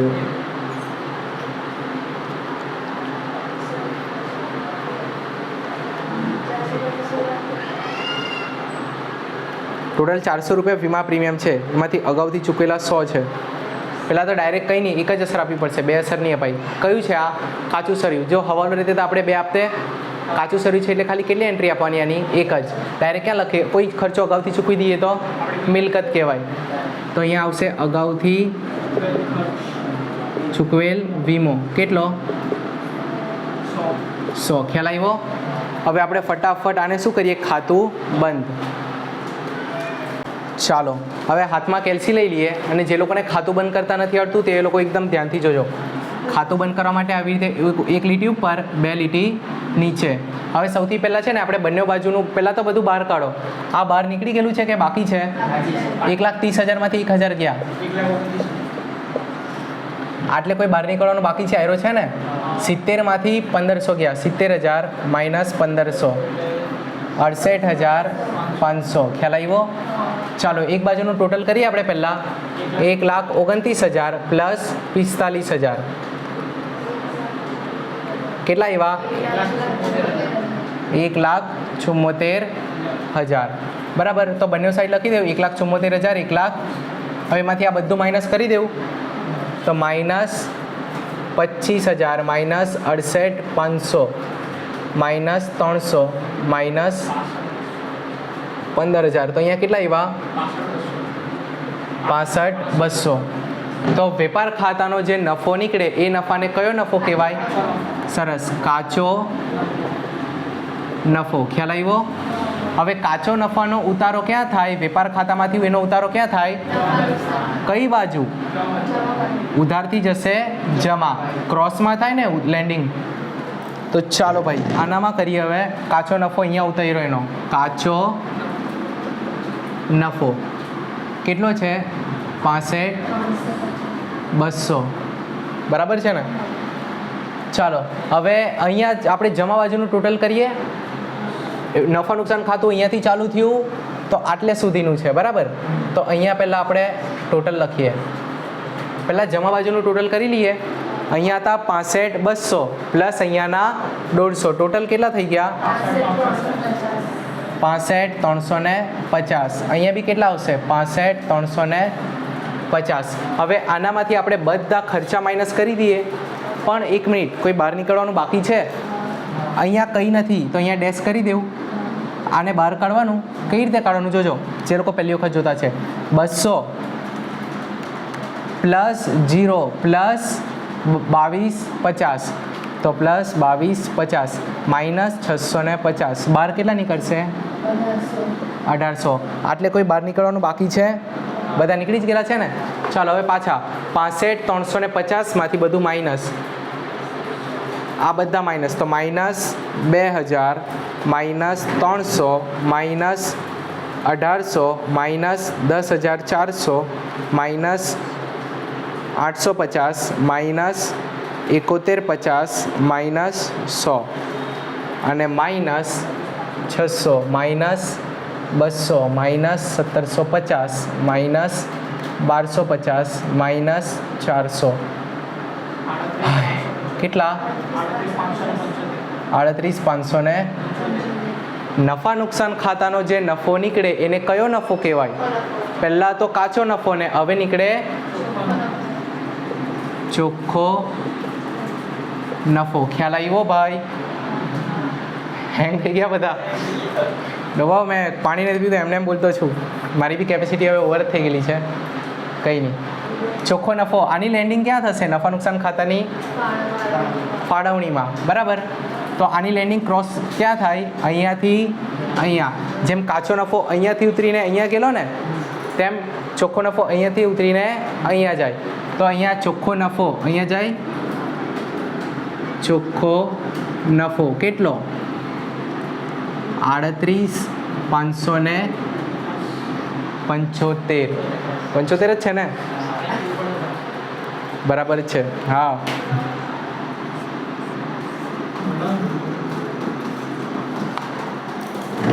ચાલો હવે ટોટલ મારીએ આપણે. આનું ઓલરેડી આપણે ટોટલ શીખી ગયા છે બરાબર. અહીંયાનું કેટલું આવશે? 38,575 પ્લસ 1,700 કેટલું આવ્યું?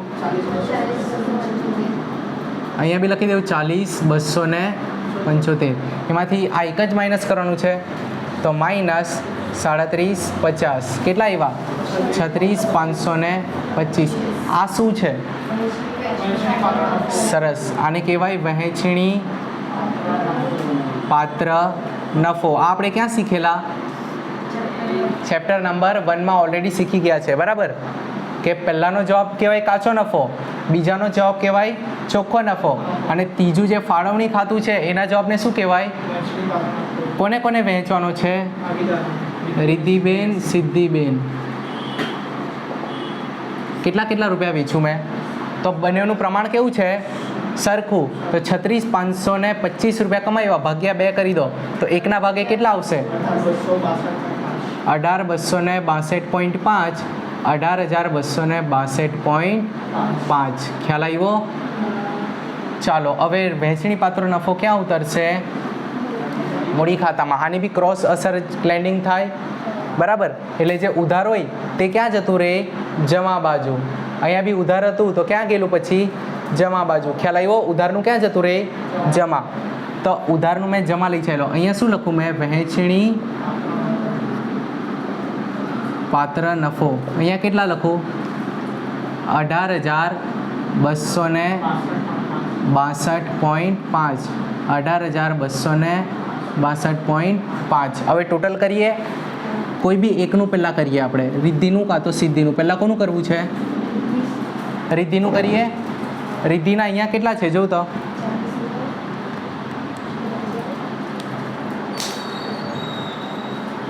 સૌથી પહેલાં છે અહીંયા 40,000 પ્લસ 2,000 પ્લસ 18,262.5. એ ટોટલ કેટલા? 60,262.5.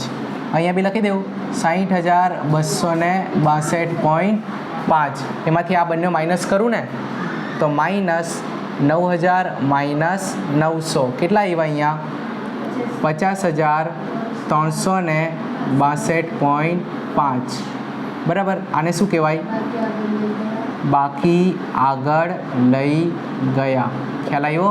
અહીંયા તો બાકી આગળ લાવ્યા તો અહીંયા આવશે બાકી આગળ લઈ ગયા.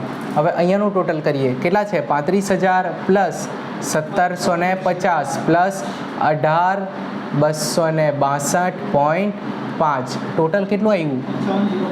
55,012.5. 55,012.5.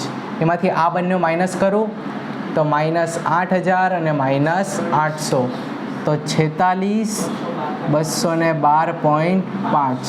ખ્યાલ આવ્યો? ચાલો હવે મને કેવું, આની લેન્ડિંગ ક્યાં થશે? પાકાસરામાં થાય. તો પાકાસરામાં આ કઈ સાઈડ છે? ઉધાર. તો આપણે જઈશું એટલે અહીંયા જઈશું ને, જમા આ બાજુ આવે, બરાબર. તો અહીંયા આપણે લખીશું ભાગીદારોના મૂડી ખાતે. ખ્યાલ આવ્યો? ભાગીદારોના મૂડી ખાતે કોણ કોણ છે? રિદ્ધિ અને સિદ્ધિ. રિદ્ધિ અને કયું ફોર્મેટ? એટલે તો મૂડી ખાતું બનાવ્યું ડોબા. તો રિદ્ધિના કેટલા છે મૂડી? જો રિદ્ધિ જ્યારે શરૂઆતમાં આવેલી ને વર્ષમાં કેટલા રૂપિયા લઈને આવેલી? પ્લસ એને 2,000 રૂપિયા અહીંયા વ્યાજના મળ્યા, વહેંચણી પાત્ર નફો મળ્યો. આ બધું માઇનસ કરીને ટોટલ હવે કેટલા રૂપિયા લઈને ચાલી? ખ્યાલ આવ્યો? એટલે આખો વર્ષનો હિસાબ કર્યો ને પછી જો એના કેટલા મૂડી તરીકે વધતા છે. કેટલા છે? 50,000. કેટલા છે એના? 50,362.5. અને સિદ્ધિ કેટલા રૂપિયા લઈને ચાલી ઘરે? 46,212.5. ટોટલ કેટલા રૂપિયા મૂડી છે એ બંનેની? 50,362.5 વત્તા 46,212.5 કેટલા? 96,575. પૈતું. હવે શું કરીએ ખબર? આનું ટોટલ અને આનું ટોટલ, જો બંને ટોટલ મેચ આવ્યા તો 11 માર્ક ખિસ્સામાં. એ હા, અહીંયા તો કોઈ બાકી નહીં હતું ને બહાર કાઢવાનું. હવે આને આપણે બહાર કાઢવાના બાકી છે ને, એ લોકોને કાઢી લઈએ. દેવાદારોને જ બાકી છે કે? તો અહીંયા લખી દઉં 42,750. બીજું કોઈ બાકી છે? હા, 42,000 આવ્યું ને બધું. ચાલો હવે અહીંયાનું મેં કરું, આ બાજુનું તમે કરો. 96,575 plus 400 plus 75 plus 150 plus 15,000 plus 600 plus 35,000 plus 4,000 plus 8,000 plus 1,000 1,16,000 અરે 1,60,800. હવે અહીંયાનું ભગવાન ટોટલમાં લઈ દેજો મારું. 45,000 plus 18,000 plus 5,700 plus 42,750 plus 1,000 plus 7,000 plus 52,50 plus 36,000 plus 100 10 આવી ગયું ને 1,60,800 ફાઇનલી. પછી તો ના એ પહેલાં મેં શું કીધેલું પહેલાં છે ને બહુ ટાઈમ લાગે બરાબર. આ તો કેવું મારે આખું સમજાવવાનું હતું તો મેં સમજાવીને કહ્યું સમજાય. હવે જે વસ્તુ એકવાર આવડી જાય, સાયકલ તમે શીખેલા પહેલી વારમાં શીખેલા, કેટલી વાર ધડામ થયેલા, બેલેન્સ બનાવતા ખબર આપણે છે ને પેન્ડલ મારે ને તો હાથ બી આપણા એમ થાય. સાયકલ કેવી રીતે શીખે? ધીરે ધીરે રિધમમાં આવે ને, ધીરે ધીરે બેલેન્સ બને. એવી રીતે આ છે ને ધીરે ધીરે આવું. હજુ 3 દાખલા સુધી છે ને તમે હેંગ જ થવાના છે. આને હવે છે ને કોઈની પાસે ફોન છે? હમણાં કંઈની વિડીયો બંધ કરીને કરું. ભાઈ જે લોકો વિડીયો હતા છેલ્લે સુધી જોયો, કોંગ્રેચ્યુલેશન્સ, ટોપ 1%માં આવો તમે લોકો. કોઈ જોઈને આટલો લાંબો વિડીયો જો જોતા છે તે કોંગ્રેચ્યુલેશન્સ. કમેન્ટ કરજો જો છેલ્લે સુધી જોયો તો. એક કોડવર્ડ આપું, કંઈ હું લખજો, સ્ટાર કોમેન્ટ કરજો, ખાલી સ્ટાર લખીને તમે સમજી જાઓ તમે લોકોએ છેલ્લે સુધી વિડીયો જોયો. ચાલો આજ માટે આટલું જ. વિશેષ આવતીકાલે.